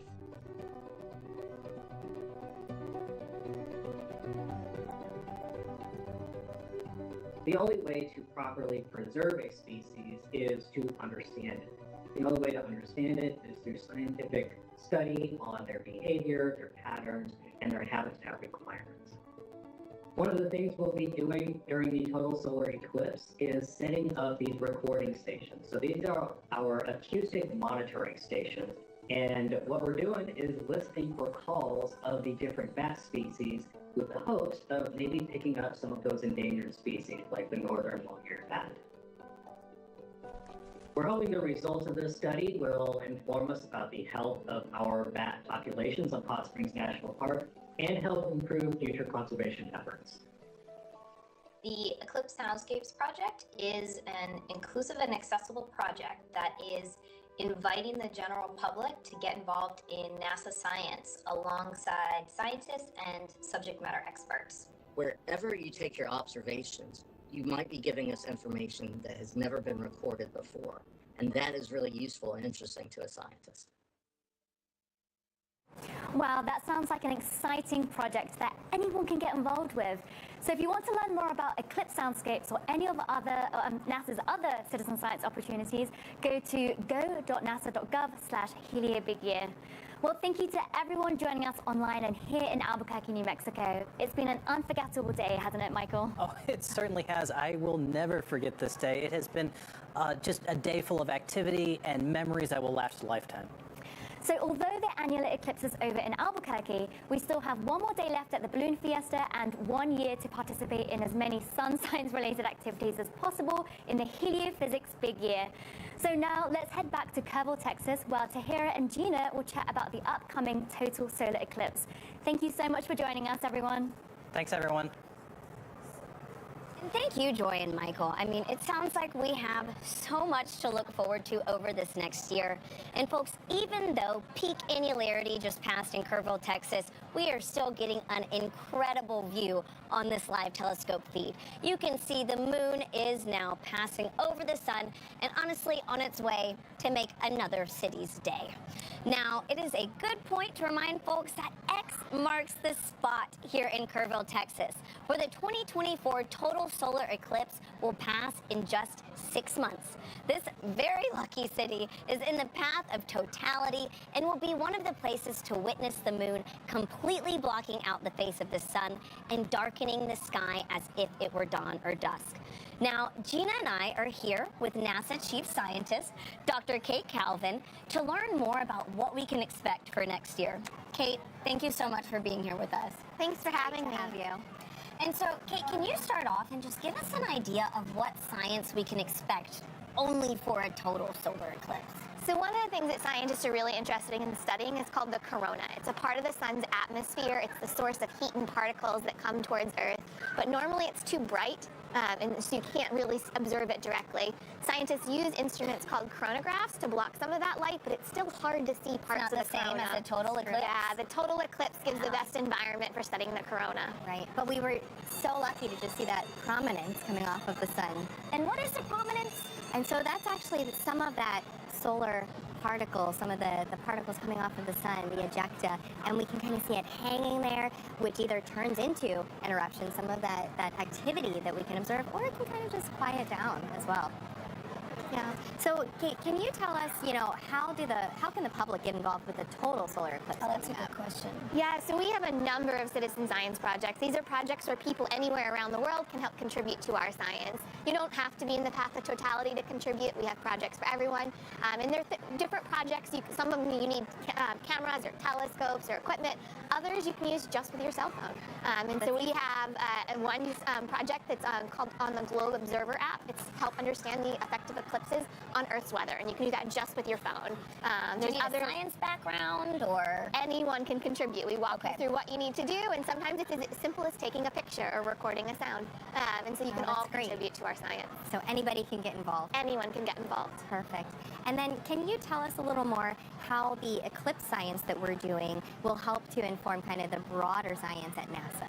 Yeah, and so like I said, we're trying to study the corona, the source of heat and particles towards Earth. They affect Earth. They can disrupt electronics. They can lead to northern lights. So we're really interested in that in Earth and understanding the effects on Earth. But there's also the sun affects other planets and bodies in the solar system, like the moon and Mars. And so when we think about exploring the solar system, we want to understand the sun and its role in it. Wow, that's incredible. I mean, we have so much to look forward to next year. I want to know, real quick, what's your peak excitement for next year's total solar eclipse? We'll start with you, and then Kate would love to hear your thoughts. Sure. So I'm really excited to compare what we saw today, that annular eclipse. How does it compare to that total solar eclipse? I got to see a total in 2017, but every eclipse is unique, and so such a scientist. I know. Want to do a little my experiment. How many data points can I get? But not just that. We're hearing everything about the heliophysics big year, and so it kicks off today, and that total solar eclipse in April will be the next event. So how many events can I participate in for the heliophysics big year? Amazing. What about you, Kate? I'm interested in sort of the things beyond just what you see, but what you feel, so that it's going to get cooler, and we might hear some animals. Today, we felt that. Yeah, and I really want the full body experience of the eclipse. That is incredible. And I mean, today has been a spectacular day. So folks, let's check in one last time with James at our eclipse desk to see how he's doing. James, what's it like? Yeah, Tahira, I'm still in awe of the moment that we just had here a couple minutes ago here in Kerrville, Texas. Just a stunning view of that ring of fire here. And as you can see on our Eclipse Explorer, the annularity has now shifted off into the Gulf of Mexico. So if you're in a boat out there, you'll have a phenomenal view. But We're going to be here once again next year, April 8th, 2024 in Kerrville, Texas. I've got the path of the 2024 total solar eclipse up here on the screen. You can see it's tracking right through us in Kerrville and then affecting an entirely new area here that is going to be stretching all the way up to parts of New England, all the way up to Maine, even parts of Canada. So a really large area there as well. So definitely save those pinhole projectors and certainly keep a hold of those eclipse glasses. You're going to need them for next year. We're going to be right back to cover all of that incredible stuff next year with you. It's been amazing tracking this today. And again, this is still moving onwards to Central America and South America. So if you're tuning in from there, you have a great view incoming. And in many parts of the country, there's still that partial eclipse. A truly awe-inspiring morning and a wonderful day for all. So thank you so much. Back to you, Tahira. And thank you so much, James, for bringing us into the action during today's show. Gina, so wow. I mean, this was both of our first experiences. So final thoughts. I mean, what a day. At this point, you know, I'm ready to look at those calculations for the eclipses and check out not only April, but what else can I see in the future, because these are spectacular. A little eclipse chaser now. Exactly. I'll chase them around the world. No, and it has been so fantastic having you on today's show to really just like help break down what we are experiencing today. And so again, thank you so much for everything. Thank you for having me. And folks, the action isn't over yet. You can continue to watch views of today's annular eclipse as it moves across the path by visiting go.nasa.gov/eclipse 2023 live. That live stream will continue running until 4:30 p.m. Eastern as this eclipse continues its way through Central and South America.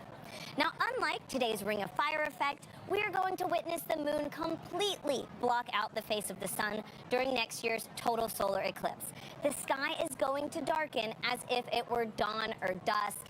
You can learn more about eclipses and what's in store for April 8th, 2024 by visiting go.nasa.gov/eclipses. The total solar eclipse is sure to be a rare event and one you will not want to miss. So stay up to date with sun-related events and how we are studying our star by following NASA Sun on social media. Folks, thank you to everyone who has tuned in to today's coverage of the 2023 annular solar eclipse. We hope to see you back here next April as we ring in the last total solar eclipse that will pass through the mainland U.S. for 2 decades. Now, here's how you can celebrate the countdown to April 8th by joining our heliophysics big year. We are one of 100 billion stars in a vast galaxy, but for all of human culture on Earth, one sun that nourishes us all. That is what stirs humankind. That's what unites us.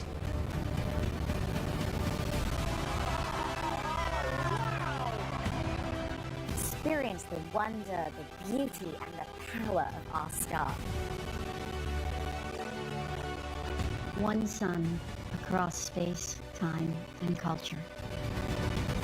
Let us continue the quest to unfold this universe.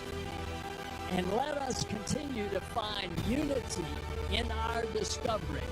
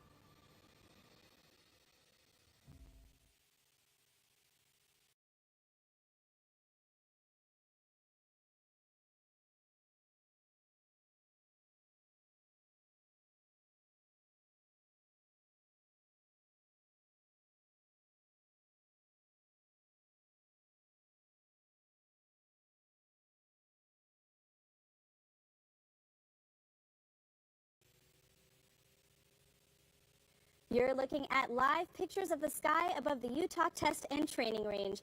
In less than an hour, a 4.5 billion-year-old piece of the ancient solar system will be landing here in the desert. This is live coverage of NASA's OSIRIS-REx sample return. There's been nothing like OSIRIS-REx in NASA's repertoire. I like to call it the Daredevil spacecraft. 10 seconds. 9, 8, 7, 6, 5, 4, 3, 2, 1. And liftoff of OSIRIS-REx, its 7-year mission to boldly go to the asteroid Bennu and back.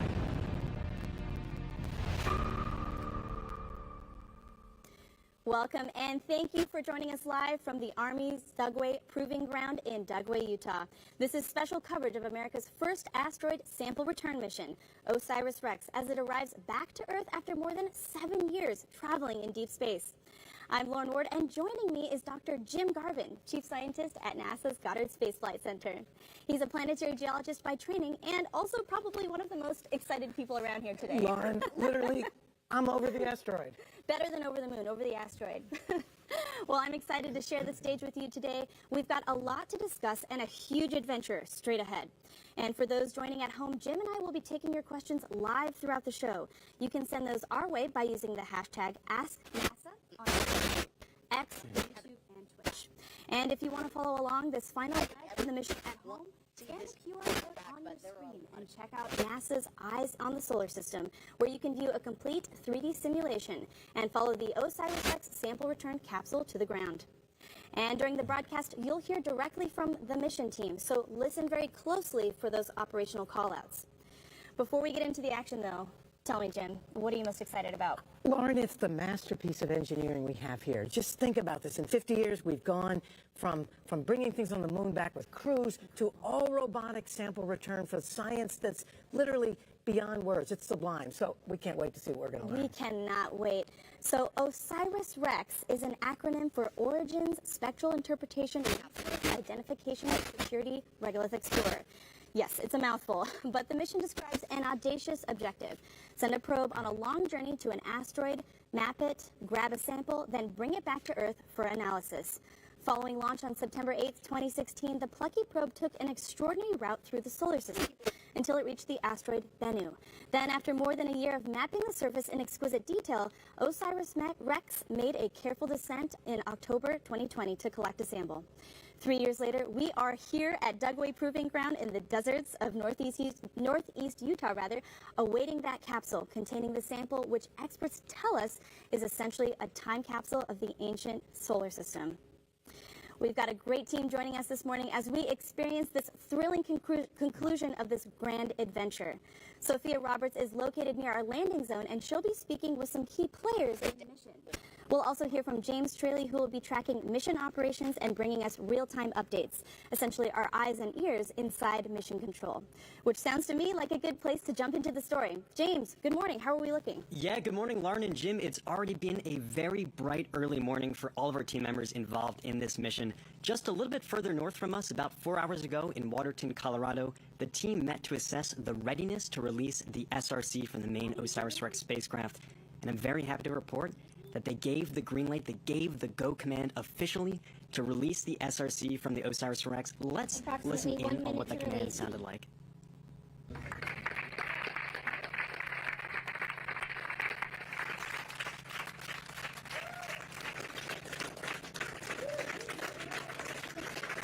That command came after more than almost 4 billion miles of spaceflight and years of planning, plotting, and dreaming about this asteroid Bennu.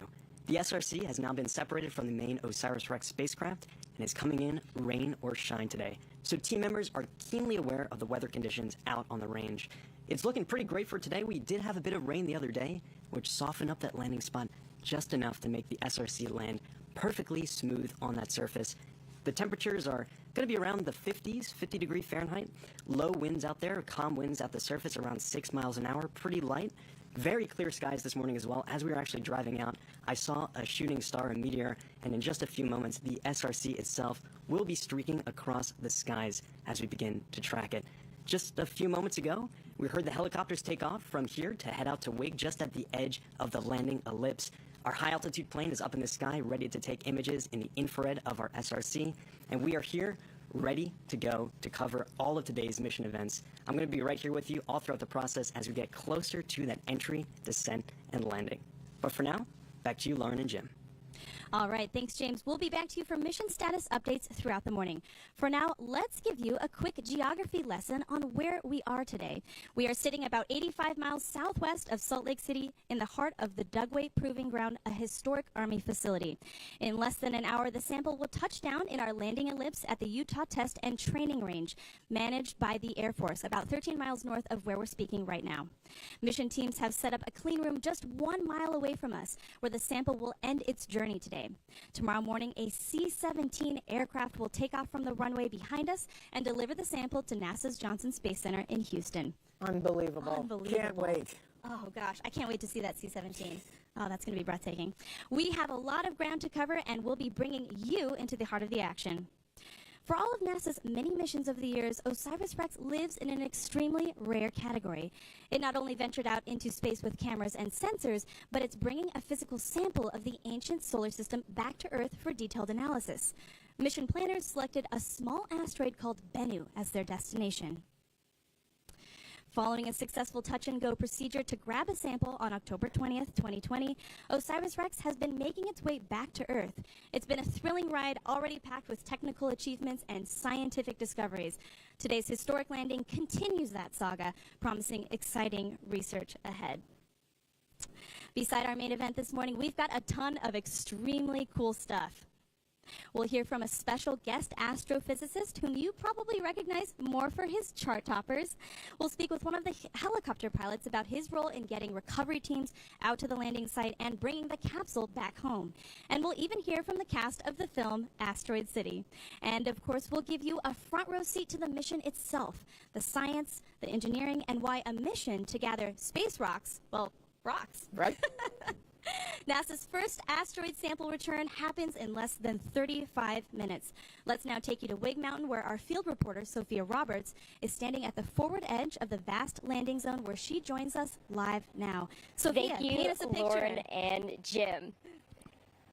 Now, it is a bright and chilly morning, but the excitement certainly is rising. Now, let me give you a lay of the land of what is going to happen today. The sample return capsule is going to hit the top of the atmosphere at approximately 8:40. It will descend through our atmosphere for 13 minutes before touchdown. Once it does touch down, our team with the recovery team will go to the sample or the capsule and start that carefully rehearsed recovery process. Now, I am on the edge of the landing zone that we call the Eclipse. It is a huge landing zone that is larger than the size of Rhode Island. And behind me are the helicopters that will be taking those recovery teams to the capsule once it lands. Now, these teams are prepped and ready to go. We're just waiting for that capsule to arrive. Back to you, Lauren. Wow, Sophia, I think she has the best seat in the house. My God, take me there. I want to go there. All right, let's get some quick facts about the OSIRIS-REx spacecraft. Filled with fuel, the vehicle weighs more than 4,600 pounds. That's about the same size as 3 large cows. Did you know that, Jim? I did not, and I'm afraid of those cows. Let's stay away from the cows. With its solar arrays extended, the spacecraft is about 40 feet long, or the size of a short school bus. The solar arrays can power up to 3,000 watts, which is the same as a portable generator. Once on Bennu, the 11-foot robotic arm collected dust and pebble samples, while the cameras got up-close images of the asteroid. How about that? And then, of course, there's the SRC, or the Sample Return Capsule. The capsule that's separated from the main vehicle is currently on its way to our landing zone in the Utah desert. So, Jim, I think importantly, the team can't just open up the capsule right on the desert floor, right? What happens next? So next, we have to safe it, we have to bag it, we have to contain it, and transport it to the clean room about a mile from here. And in that clean room, we will actually bring the sample return capsule in, take off the back shell and the heat shield, and carefully arrange to nitrogen purge that special sample container inside, so it does not introduce any contamination from Earth, because we want asteroid, not Earth. That's right. And I love missions like this because I find my own imagination just bursting with possibilities and questions. And so with about a little bit more than 30 minutes to go before the SRC hits the top of the atmosphere, we're going to take a few minutes to dive into the nuts and bolts of the mission itself. We've got a great mission overview to help explain. Take a look. OSIRIS-REx is NASA's first asteroid sample return mission. It launched in September 2016 on a journey to explore a near-Earth asteroid called Bennu. After arriving in 2018, OSIRIS-REx spent nearly 2 years orbiting Bennu, mapping and studying its rugged terrain before carrying out its primary science objective. On October 20th, 2020, the spacecraft ventured to a small crater in the asteroid's northern hemisphere. It dodged jagged rocks and towering boulders and plunged its arm into the loose surface, excavating 6 tons of debris while collecting about 250 grams of material.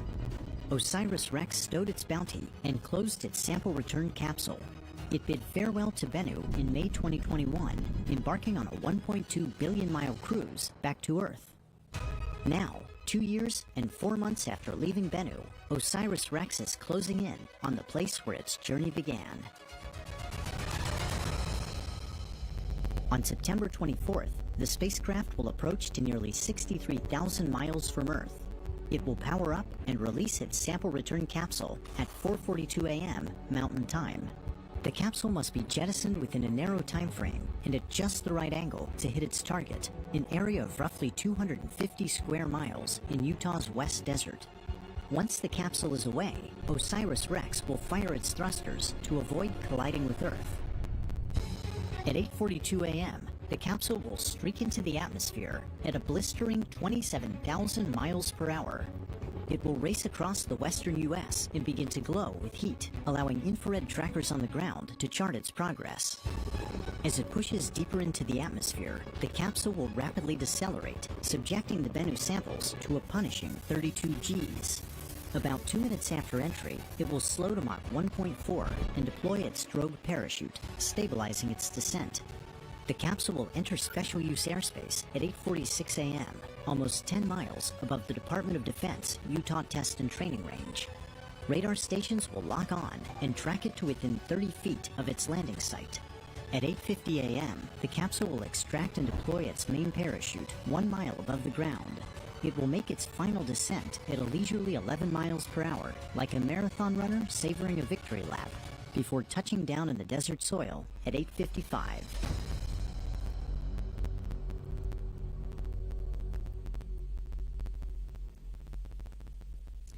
Wow, I get chills every time I see Me that. too. Amazing. All right, so we know you have questions, so please continue to send them to us using the hashtag AskNASA. But before we go any further, I've got a question for you, Jim.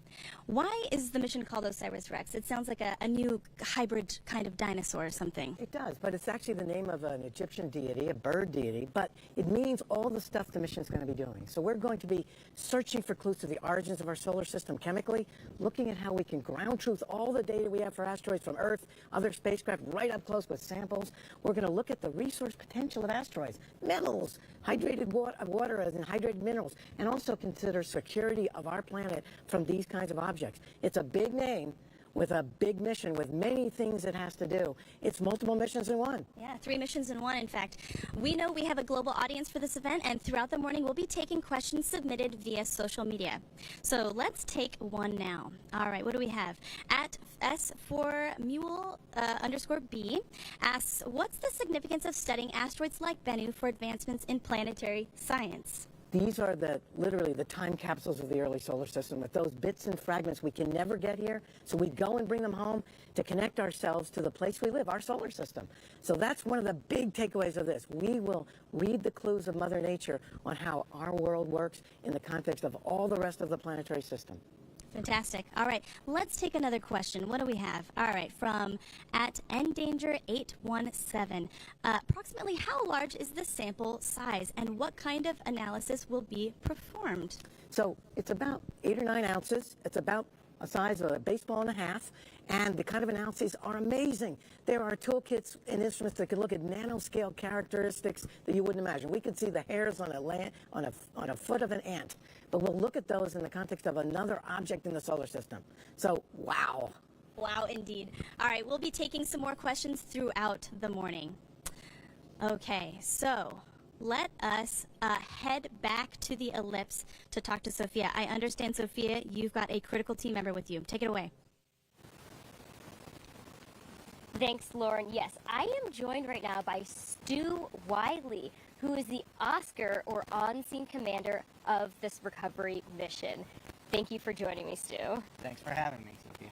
All right, so you are the person who kicks off this whole process before even the recovery team gets on the ground. Can you walk us through your process? Yeah, so essentially what's going to happen is that once the capsule is undershoot, we'll have a better idea of where it's going to land on the range. And based on that, I'll know exactly what kind of weapon systems we used in that area, what kind of tests we've done in that area. So I'll know better what kind of hazards are in the area. Once I land on the ground, I'll do an initial sweep of the area and methodically move towards the capsule and mark any kind of hazards that I find, whether it be munition hazards, of course, and or the industrial hazards, and even the environmentally sensitive areas that we have out here. So. All right, and how did you prepare for this today? So preparation has been in the process for a long time. Between myself and Jasmine Nakayama, we've got 40 years worth of explosive knowledge. Most of it is on this range here, so we know the ranges very well. The team and the UTR have been working together, both Lockheed and NASA, and we've been doing rehearsals so that we are more familiar with their capsule, and they're more familiar with our terrain here as well. Yeah, so. And this is an active proving ground here. So what are the other steps that we have to ensure that our teams are safe? Yeah, so at the Utah Test and Training Range, we do have a lot of different hazards out here. Like I said, the weapon systems that we test. We're going to keep them safe from that. We have, again, done many of the preparations with them already. They've taken safety briefings. They've been briefed on the actual items that we've dropped out here in their range safety brief. One of the hazards that we're going to be dealing with, though, is the helicopters that you see behind us, and they've been through practices getting on and off the helicopters and working in and around them. But I think the biggest hazard that we're going to have is slipping. We had some recent rain, so that I think is going to be our biggest hazard, but it could be fun too. So. Well, wonderful. I know that you have your last preparations for the day, so I'm going to let you go, and thank you very much for joining us. Thank you, Sophia. Thanks, Sophia. Stu's got a big day today. Oh, my goodness. Lots to do. All right, Jim, we know we have space fans from all walks of life all over the world. One super fan in particular is a well-known astrophysicist with an atypical side hustle. But I'm guessing you know him probably more from his side thing than his science thing. Well, that's right. He's literally space royalty and rock royalty. Perfect for a mission to bring back rocks. Just a true rock star. Let's let him speak for himself. Hello NASA folks, space fans, asteroid aficionados. This is Brian May of Queen, as you know probably, but also immensely proud to be a team member of OSIRIS-REx. I can't be with you today, I wish I could. I'm rehearsing for a Queen tour, but my heart's there with you as this precious sample is recovered. Happy sample return day, and congratulations to all who worked so incredibly hard on this mission. Especially my dear friend Dante, with whom we already created this beautiful book. God bless you all. Speaking of rock stars, joining us is NASA's Lori Glaze, Planetary Science Mission Director. Welcome, Lori. Hey, good morning. Great to have you here, Lori. Great to have you. And you and Jim go back quite a ways, right? Oh, yes. Jim and I actually go back several decades, but we've been working together closely for many, many years, and it's so good to see you here. Congratulations, Lori. Thank you. It is a really exciting day. So OSIRIS-REx is part of a larger autumn for asteroids, asteroid autumn, as we've been saying. Can you talk about some of the other missions that are happening this fall? Happy to do that. It is really exciting. We have lots of asteroid missions, and actually 4 of them have major milestones coming up this autumn. Right on the heels of the sample return happening today, in 2 days, On September 26th is the one-year anniversary of a little mission you may have heard of last year called the Double Asteroid Redirection Test, demonstrated for the first time humanity's ability to deflect the path of an asteroid. How cool is that? And then coming up on October 5th is the launch of a mission called Psyche, going to visit a special asteroid called Psyche also, which is one of only about 9 of asteroids that we think are made primarily of metal. They have a very high metal content, iron and nickel. And then about a month after that, on November 1st, is going to be the first asteroid flyby of our mission called Lucy, which will ultimately visit Trojan asteroids that lead and trail Jupiter in its orbit around the sun. But in November, we'll fly by a main belt asteroid called Dinkinesh. Wow. Wow, check that out. It literally is an asteroid arm. But Lori, one other thing, OSIRIS-REx, is a multi-purpose mission, all this great stuff you mentioned, and one of its key jobs is to help us with planetary defense. How does it do that? Way out there. So actually, OSIRIS-REx gave us some really important new information about an effect, a force that occurs on asteroids called the Yarkovsky effect. And what that really is we know there's gravitational pulls on the asteroids, and we can predict that with our trajectories, but the Yarkovsky effect says that the sun's radiation heats up one side of the asteroid, and then as the asteroid rotates, the radiation radiates off into the deep space. And that actually kind of acts as a force that kind of pushes back against the forward trajectory. And so it changes our predictions on where the asteroid might be. Over time, it really makes a difference. And OSIRIS-REx gave us some fantastic new measurements on that effect. Unbelievable. Wow, that is truly unbelievable. Nobody appreciates the planetary defense aspect more than me, Jim. We want to be safe. Big fans. Really, really quickly here. This isn't the end for OSIRIS-REx. What's next? Yeah, so really exciting. Now that the spacecraft has released the capsule successfully, about 20 minutes after that release, we're now repurposing the spacecraft for a new mission called OSIRIS-APEX, where APEX stands for Apophis Explorer, and it's off on its new mission to explore the asteroid Apophis, which is going to have a close flyby of Earth in 2029. All right, stay tuned, everybody. Unbelievable. That is fantastic. Well, thank you so much, Lori, for Thanks, joining Lori. us. You're going to stick around for the show, right? Oh, absolutely. Absolutely. Okay. This will be the biggest U.S. sample return since the Apollo mission to the moon. But this is not the first time that anyone has captured a piece of an asteroid. On the arrival of the historic OSIRIS-REx sample, we celebrate that the Japanese Space Agency, or JAXA, has already visited 2 asteroids, Itokawa in 2005 and the asteroid Ryugu in 2019. The missions Hayabusa and Hayabusa 2 proved that it could be done and paved the way for today's ambitious goals of this daring enterprise. All right, let's send it back over to James for an update on mission operations. Go ahead, James.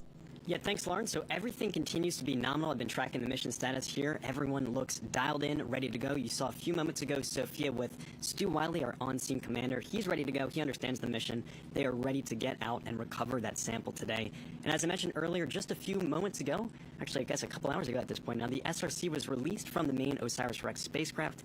When that release took place, it was given an initial spin, which kind of preserves its angular momentum, its speed as it's coming in to Earth's atmosphere. It's similar to throwing a perfect spiral on a football, and teams are hoping for that perfect touchdown today. What you're about to see is basically the equivalent of throwing a touchdown pass over 10 football fields away and landing it perfectly in that end zone. So you can see on your screen now the mission operations team. They are just next door, dialed in, ready to go. They've been monitoring the vitals of the SRC all morning. They've been there in the room, prepared and ready to go. I'm sure they are absolutely thrilled for this moment. They might even see themselves on the screen there in a second, but they are hyped and ready to go. This is the Lockheed Martin team just a little bit north of us in Waterton, Colorado. They are also dialed in. They're the ones who gave that initial command this morning to release the SRC from the main OSIRIS-REx spacecraft. You just heard from Lori that OSIRIS-REx is now on its way to its extended mission. OSIRIS-APEX visiting that near-Earth asteroid Apophis. A lot coming up in just a few moments. We're going to hit that key milestone of entry, descent, and landing. 13 minutes of punishing descent through Earth's atmosphere to us here in the Utah Test and Training Range. A lot coming up in just a few moments, but for now, back to you, Lauren and Jim. Thanks, James. Very soon, NASA's Artemis program will be bringing us more cosmic samples to study by visiting a familiar beacon in the sky. Give us 60 seconds, and we'll give you the moon. Artemis 3 will be the first sample return mission of NASA's Artemis program, sampling rocks and regolith from one of 13 candidate regions on the Moon, all located near the lunar South Pole. The Apollo lunar landers returned a treasure chest of samples that taught us about the history of the solar system, dating back about 4 billion years ago. Artemis missions will explore areas near the South Pole on the rim of the Moon's oldest basin, the enormous South Pole Aitken Basin. Artemis will explore areas nearly 1 billion years older than those explored by Apollo. Lunar samples from Artemis 3 and future missions will help scientists interpret the impact history of the Moon and Earth, as well as increase our understanding of planetary processes. OSIRIS-REx, the first U.S. mission to collect a sample from an asteroid, will return samples from asteroid Bennu. The rocks and dust collected will offer generations of scientists a window into a time when the sun and planets were forming over 4.5 billion years ago. Samples from OSIRIS-REx and Artemis could rewrite our understanding of the evolution of the solar system.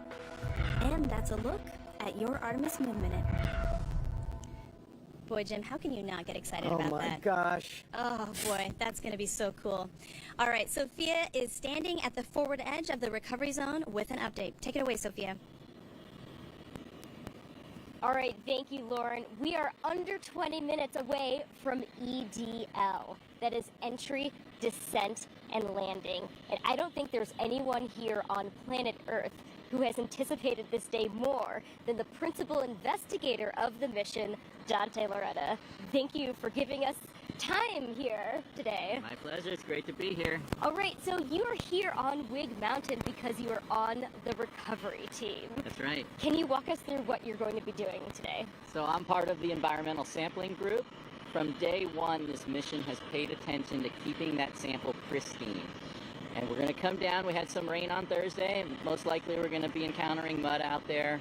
We're also interested in the air quality and any water that might be standing, just so in the very rare event that any of that material somehow comes into contact with the sample, we have a record of it and it won't compromise our science. Ah, wonderful. And I think one of the really exciting things about a mission like this, especially with you working with the University of Arizona, is that you're partnering with educational institutions. So can you talk a little bit about the legacy that a mission like this has? Yeah, thank you. I'm a professor at the University of Arizona in the Lunar and Planetary Laboratory, and our history goes all the way back to the Apollo missions. The founder of our lab, Gerard Kuiper, mapped the moon, helped pick the Apollo landing sites and the Surveyor landing sites, and we have been involved in every major NASA planetary mission since then. And really the best part of having a university lead a program like this is that it's a great training ground for the next generation. I've been on this program almost 20 years, and I've watched multiple generations of students grow up, become professionals, either join the team. We always take our team members on board when we need to fill roles, or off into other careers in aerospace engineering, science, and many other disciplines. It's really great to foster those incredible questions about our universe. Absolutely. And I know that you need to get back to your team to go on that recovery process. Yeah, the moment's almost here. Yeah, so thank you so much for joining us, and best of luck out there today. Thank you. All right, back to you, Lauren. Great, thanks, Sophia. Wow, I can't wait for Dante to get his moment in the sun. Goes Dante. That is amazing. All right, so Jim, the whole OSIRIS-REx spacecraft is not coming back today, right? It's just a part of it. That's right. This is the whole spacecraft, 40 feet long, the size of a school bus. But this special little thing here, the sample return capsule, is bringing home the goodies.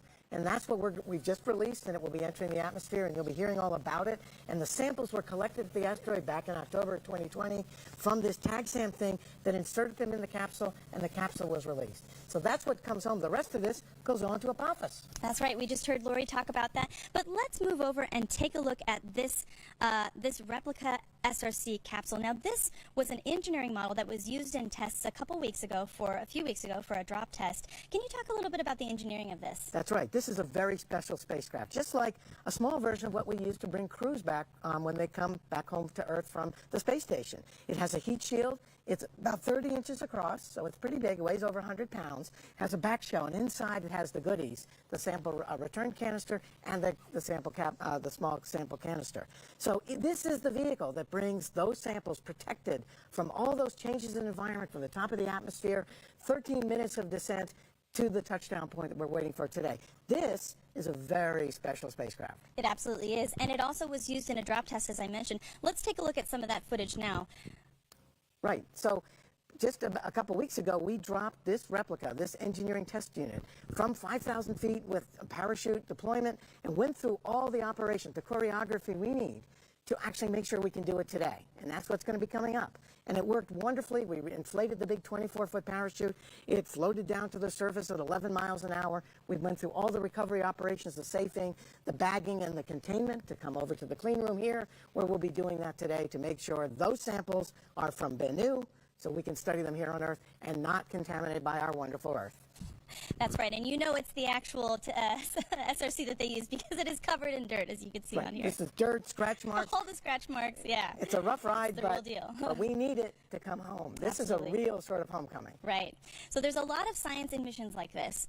Not only is the SRC a treasure chest with material from the ancient solar system, but the mission itself is a platform for vital research about a range of things that you might not have expected. SciFly's mission is to collect visual, infrared, and spectral data on spaceflight vehicles, including the OSIRIS-REx sample return capsule on its return to Earth. This gives engineers and scientists unique insight into our most challenging questions about hypersonic fluid dynamics by providing data critical to flight safety systems. The scientifically calibrated in-flight imagery team uses ground-based sensors and instruments flying on various aircraft to image asteroid sample returns, launch abort systems, parachute tests, rocket launches, and capsule returns, including Artemis 1 on both launch and re-entry. The data we capture provides engineers with information on vehicle performance relative to what computational tools and wind tunnel tests predict. It takes extensive planning to get it right. Upon its return from the asteroid belt, the OSIRIS-REx capsule will be traveling at 12 kilometers per second, or about 27,000 miles per hour. That's nearly twice as fast as objects coming back from low Earth orbit, and it will be among the 4 fastest human-made objects ever to fly in Earth's atmosphere.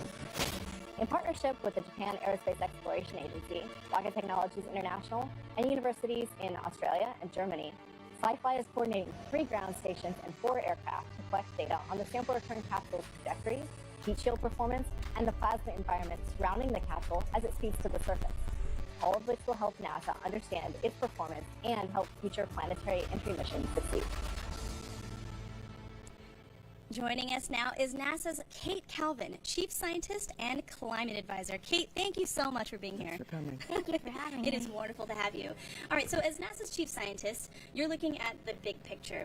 How much teamwork across the agency has made to, a day like today a possibility? A mission like this takes a big team, both within NASA and without. So outside of NASA. So the mission is managed by Goddard Space Flight Center in Maryland.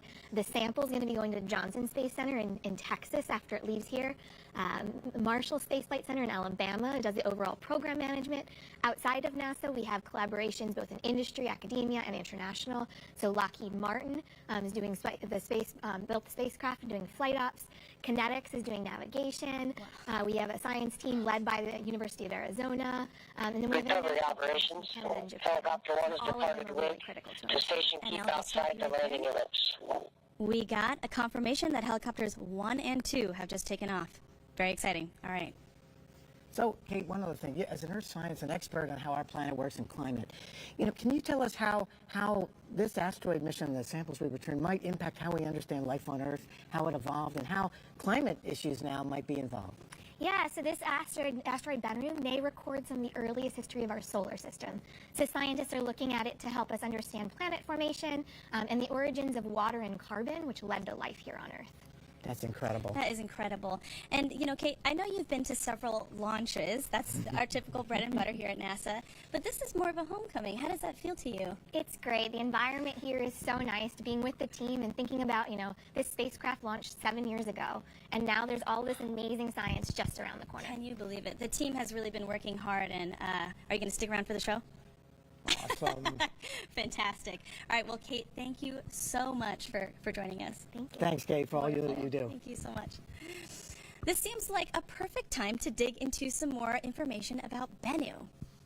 Bennu isn't part of the main asteroid belt. It's a NEO, a near-Earth asteroid with an orbit that occasionally brings it in close proximity with us here on Earth. Bennu is about 500 meters in diameter, which is taller than the Empire State Building. It rotates upside down on its axis compared to Earth, with a tilt of over 177 degrees. Scientists chose to study Bennu because Recovery operations, helicopter 2 has departed WIG. The station keep outside the landing ellipse. All right, so you just heard that they have departed WIG. Excellent Whoa. progress. Fantastic. Woo. All right. Moving on, it isn't as smooth a surface as we initially thought. It's actually covered in pebbles and marked by these large rocks and boulders nearly everywhere. One boulder in particular that OSIRIS-REx had to navigate around was nicknamed Mount Doom and was the size of a 2-story building. Bennu holds the Guinness World Record of the smallest object to be orbited by a spacecraft. Have fun. Now let's get an update from Sophia, who is standing on the edge of the ellipse. Take it away, Sophia. Okay, 2 of the helicopters have already just departed, so the team is already in the recovery process, or at least the beginning phases of it.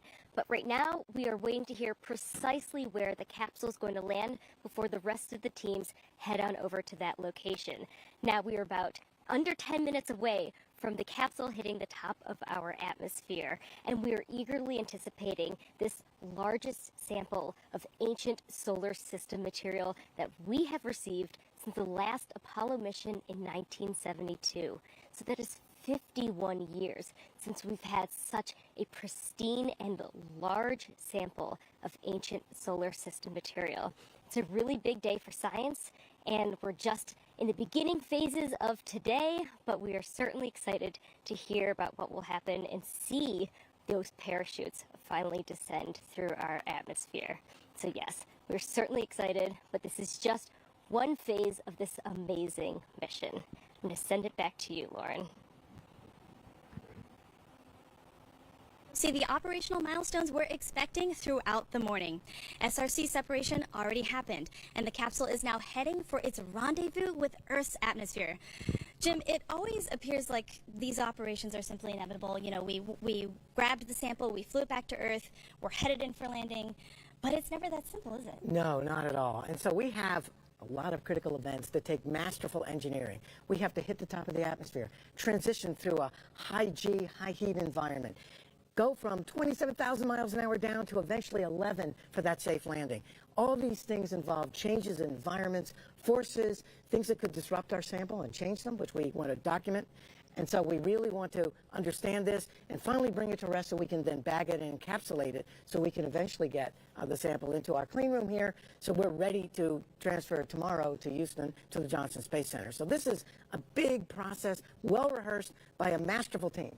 Absolutely, and contains, work from thousands of individuals who are making this happen. All right, so we know that you're submitting questions from all over. Let's take a few more social questions. All right, what do we have? At Dev Saran at 5342461. What are the preliminary steps to take to test a sample? The preliminary steps. So first thing we do is, of course, bag it here and get it into the clean room and get that sample, that sample canister inside the sample return capsule, get it under nitrogen purge, meaning we flow nitrogen gas so no Earth atmosphere and microbes get involved. That'll happen today, period of few hours, and then tomorrow we transfer it to the Johnson Space Center in Houston, Texas, where all the fun happens at the Astromaterials Curational Facility, where we've done moon rocks and samples of interplanetary dust and lots of things. Those colleagues in a special clean room perfectly designed for this mission will unpack those precious samples in the small sample canister, the small device that was used on the end of the TAGSAM, and they will go through a process to get it checked out, to do early reconnaissance, and to protect it very carefully. That is incredible, and they built that whole clean room. No other asteroid samples before. This is the first one. First ever. Oh, first ever. As the SRC approaches the edge of Earth's atmosphere, we are just moments away from the world's largest ever asteroid sample return. Jim, what are you feeling right now? I am literally tingling all over with exhilaration. This is a small step for a capsule and a giant leap for science. It really is, and if that's one thing we can impart, that is it. This is a huge, huge milestone, a great achievement. So this is it. We are just 15 minutes away from the OSIRIS-REx sample return, a journey of 7 years and nearly 4 billion miles. The work of thousands culminates in this moment. Let's turn it over to our mission commentator, James Traley, to take us through the final moments. James, we're all yours. Yeah, Lauren, buckle up and get ready for the ride of entry, descent, and landing. This is 13 minutes of crazy descent, punishing crazy deceleration of our spacecraft, starting at 27,000 miles per hour when it enters into Earth's atmosphere, and eventually slowing to a leisurely 11 miles per hour as it descends and lands on the Utah Test and Training Range. Recovery operations, helicopters 1 and 2 have arrived at the holding location. So good news, our helicopters are ready to go and begin those recovery operations just as soon as we have confirmation of touchdown here. And as the sun begins to rise in the west coast, the SRC is going to be streaking across the atmosphere above San Francisco, California, about 82 miles in altitude. It's going to be coming in hot, over 5,000 degrees Fahrenheit, almost a couple seconds after it hits that atmosphere. That's about half as warm as the surface of the sun, to give you some context. But don't worry, our sample will be safe and sound within. We have a heat shield, which is made of a phenolic impregnated carbon ablator. It's a very fancy term to describe what's going on with this heat shield. It basically ablates away or burns away any kind of heat flux that develops on that outer shell, making sure that our sample is safe and cool within. Similar technology that we use with astronauts coming back from the moon or any kind of other landers that we have going into planets and moons. So we're just a couple moments away from this key moment. It's going to be a very exciting next couple 13 minutes here, and you'll hear a couple call-outs come in from just next door in our mission operations team as they begin to get us ready for this key moment. It's a journey of 3.86 billion miles, getting reduced to the scale of mere miles, 82 miles above the surface of the Earth in San Francisco. A couple key events are going to happen as soon as we get into the Earth's atmosphere. Very quickly we're going to deploy our drogue parachute. This is for stability, stabilizes our descent, and make sure that we are continuing to target that landing ellipse that is here in the Utah Test and Training Range. It is a 36.5 by 8 mile landing ellipse that is here, marked out for that recovery operation. You see on your screen now the mission ops team eager at the edge of their seats for that first call out of Earth atmospheric entry. Very exciting moment coming up in just a few seconds here. We're about 20 seconds away. You see the team at Lockheed now, all standing ready on the edge of their seats. This team, I'll remind you, just a few hours ago gave that command to release the SRC on this long journey. It's been on its own for 4 hours. There's nothing we can do at this point. It's coming in, rain or shine. EO milestone. The SRC has entered the Earth's atmosphere. UTTR tracking assets have acquired. And here we go. Start your stopwatch right now. We are 13 minutes of entry, descent, and landing. We have that expected milestone of entering into the Earth's atmosphere. We can see the team at Lockheed, and we actually have a visual now.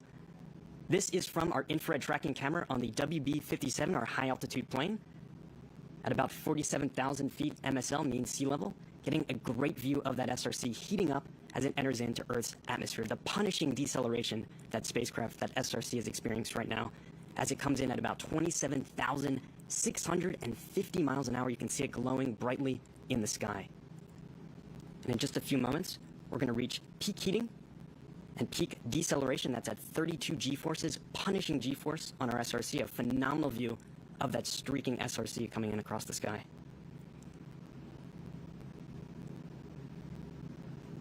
At this point, we have entered in over San Francisco, California, and are very quickly going to be approaching the Utah Test and Training Range just a little bit further to the east.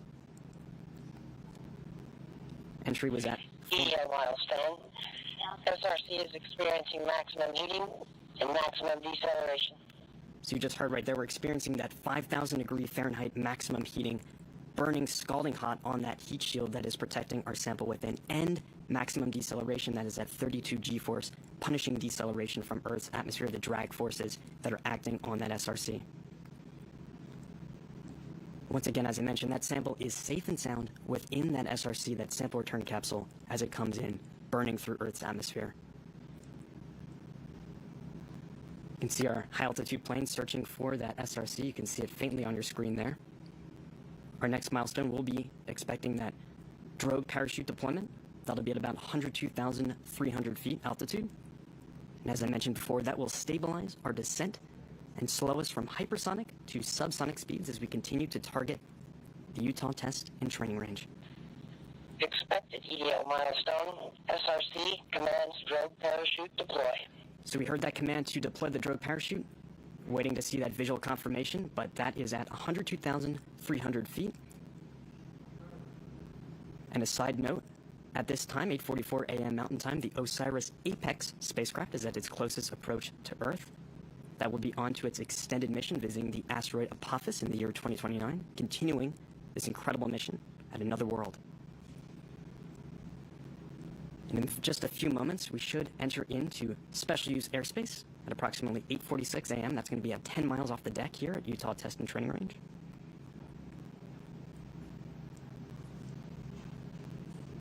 You can still see that SRC on your screen very faintly in the distance.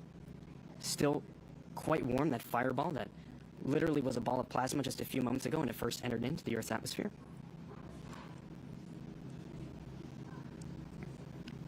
That SRC is nearly 3 feet wide, 1.6 feet tall. It's a small object, so quite a challenge to track this as it comes searing into Earth's atmosphere.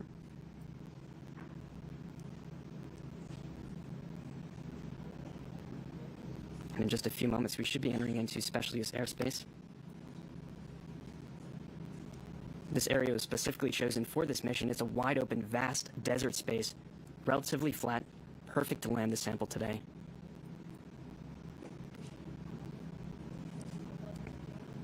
We did, as I mentioned, have a couple days of rain here leading up to this event, so the ground is a little bit soft.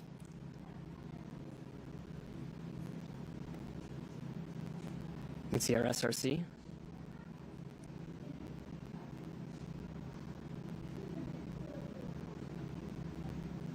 Streaking in. This is from our high altitude cam.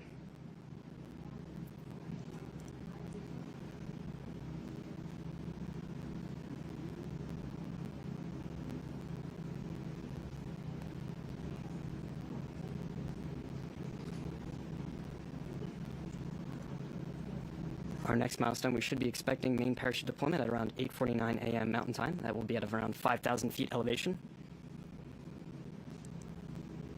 We continue to track with our high altitude camera here.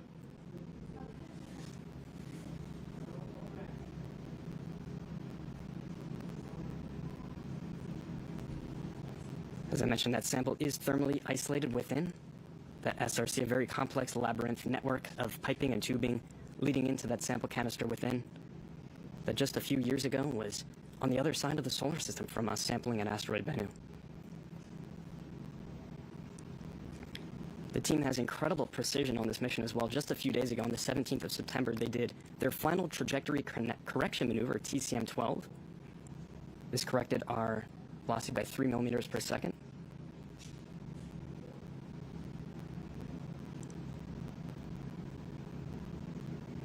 We see EDO milestone.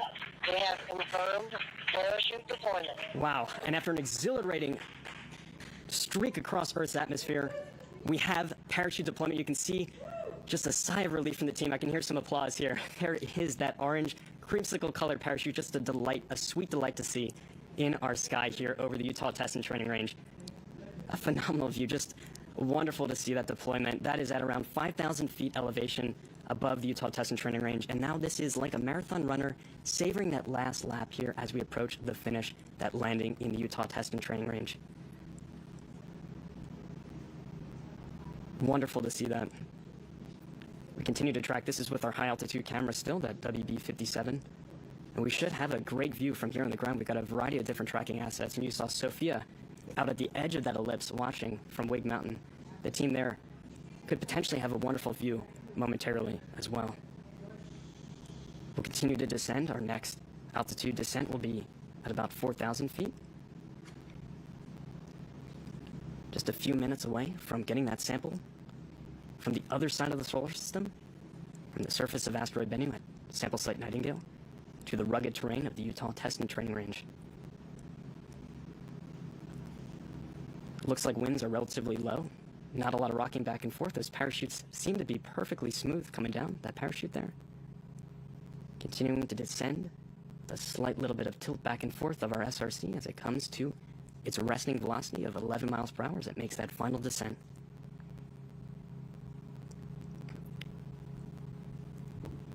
That parachute deployment was given internally by the spacecraft. All of what you're seeing now is autonomous on board that SRC.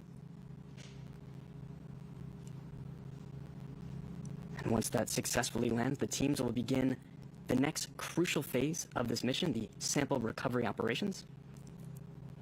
They've been rehearsing for this moment for months, literally years really, leading up to this key moment, and are ready to begin those operations to get that SRC into our portable clean room here and extract that sample canister within. According to my watch, we're about 5 minutes away from landing with our SRC. And as we heard a few moments ago, helicopters 1 and 2 are already staged and ready to begin those recovery operations just as soon as we have confirmation of touchdown. This is a variable clock, so this could be a little bit faster, a little bit slower as we get closer in. This wind speed here is a variable that is quite hard to predict, especially once you're high up in the atmosphere. We did release a weather balloon earlier on this afternoon, or earlier on this morning rather, to get a profile of our atmospheric conditions. The team puts those into various models as they prepare for this key moment. But once again, they are a little bit hard to predict, a little bit of variability, so we may kind of bounce around a little bit on that predicted OSIRIS-REx sample return capsule touchdown time.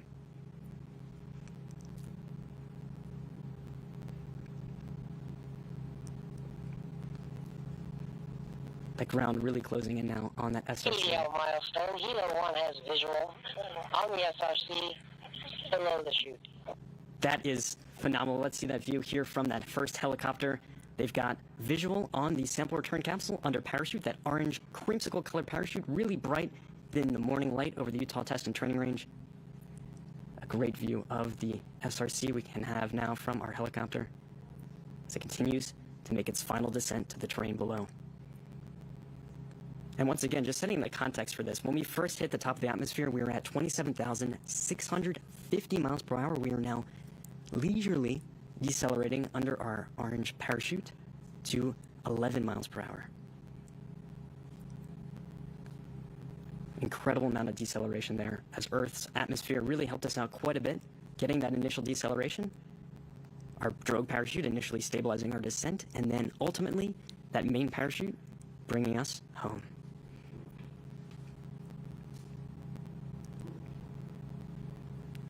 You can see right in the center of that crosshair, that is the parachute with the SRC dangling beneath.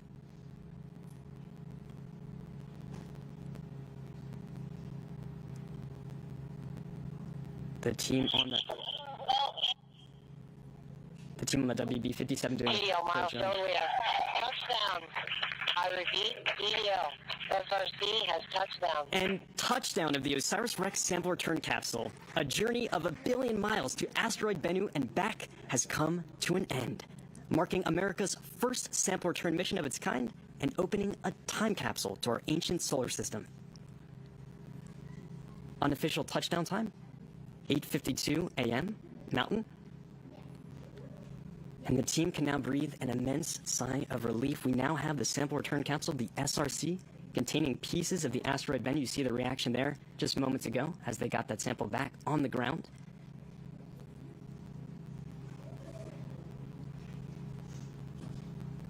This is the team at Lockheed celebrating that momentous achievement of getting that sample from the other side of the solar system at asteroid Bennu. When we took that sample, we were over 200 million miles away from us here on Earth. The long journey back, 1.2 billion miles from asteroid Bennu back to here with that sample, has just come to a dramatic close.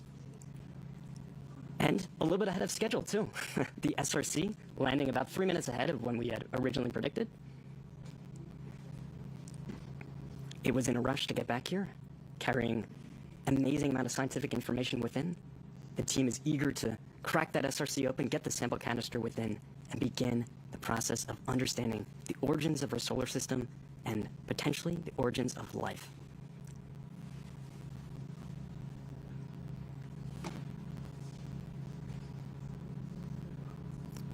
We're not in the clear just yet. A key piece of the mission is about to get underway. This is the recovery operation phase. Once the team has officially confirmed the exact touchdown location, they'll be flying out on 4 separate helicopters and will operate much like a Formula One pit crew, if you will, to recover the SRC, take environmental samples at the landing zone, the LZ.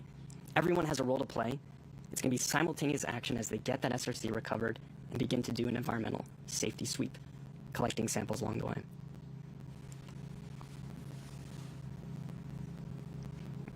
You see our mission ops team just next door.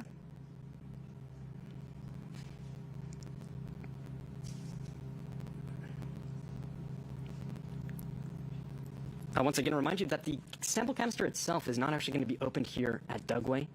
The next phase of the operation is simply to get that SRC into the portable clean room that has been specifically set up for this recovery operation.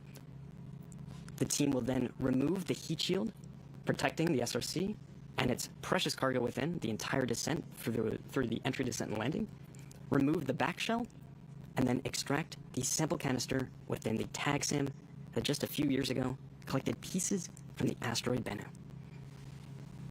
Today, the goal is to get the sample recovery operations. Helicopters 3 and 4 are leaving rig for the landing ellipse. You see some big smiles from the team there. They are getting those helicopters out to the landing ellipse now to begin those recovery operations. The first person to approach the SRC is Stu Wiley, our on-scene commander. You see the helicopter, the last of them, taking off from the Wig Mountain just at the edge of that landing ellipse. These helicopters will have a trip out to find that exact touchdown location of the SRC and begin those recovery operations. Stu Wiley, our on-scene commander, will be the first person to approach that SRC. He'll do an environmental safety sweep, checking for unexploded ordnances. As he mentioned in his interview earlier with Sophia, he understands this range. He's worked here for a number of years. He will brief the team on any possible dangers that would be presented to them as they begin those recovery operations.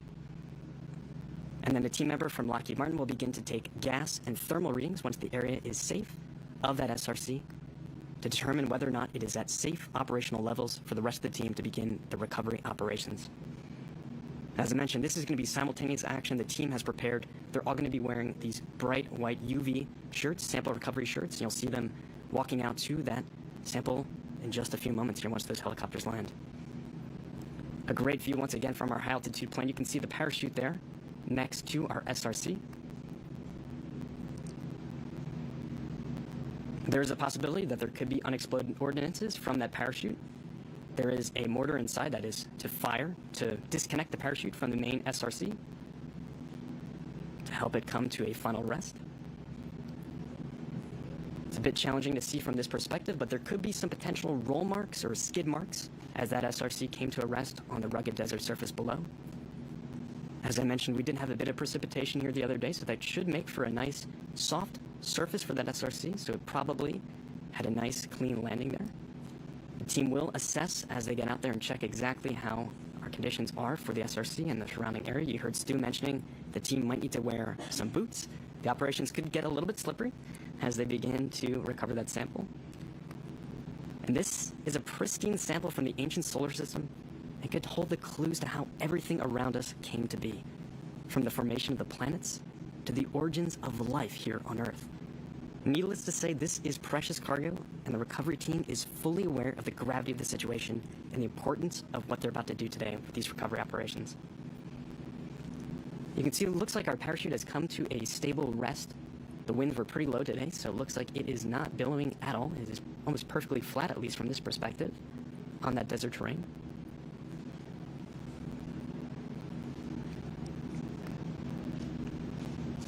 And throughout all these operations, the crew member's safety is paramount. So you'll see the team probably huddle up a couple times as they begin these recovery operations to make sure that everything is safe and continues to be nominal as they make their initial safety sweep.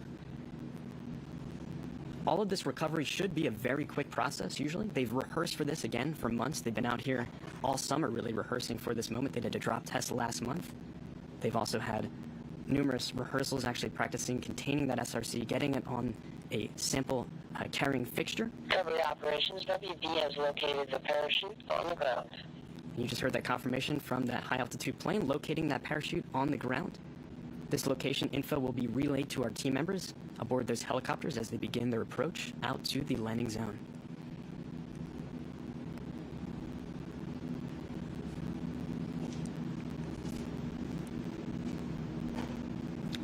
We do have that confirmation from the high-altitude plane, as you just heard. We're still working to get confirmation from our NASA helicopter. It is on its way out to that landing zone as we speak, so we should hopefully have that view up in just a few moments. You continue to see our team just next door, the mission operations team, all looking at that high-altitude view. Right in the middle there, just pointing around with the UV white shirt, is Rich Witherspoon from Lockheed Martin. He has been leading a lot of these operations for the past couple months. He's been preparing the team for this exact moment and really has been a great leader helping us get ready for these recovery operations.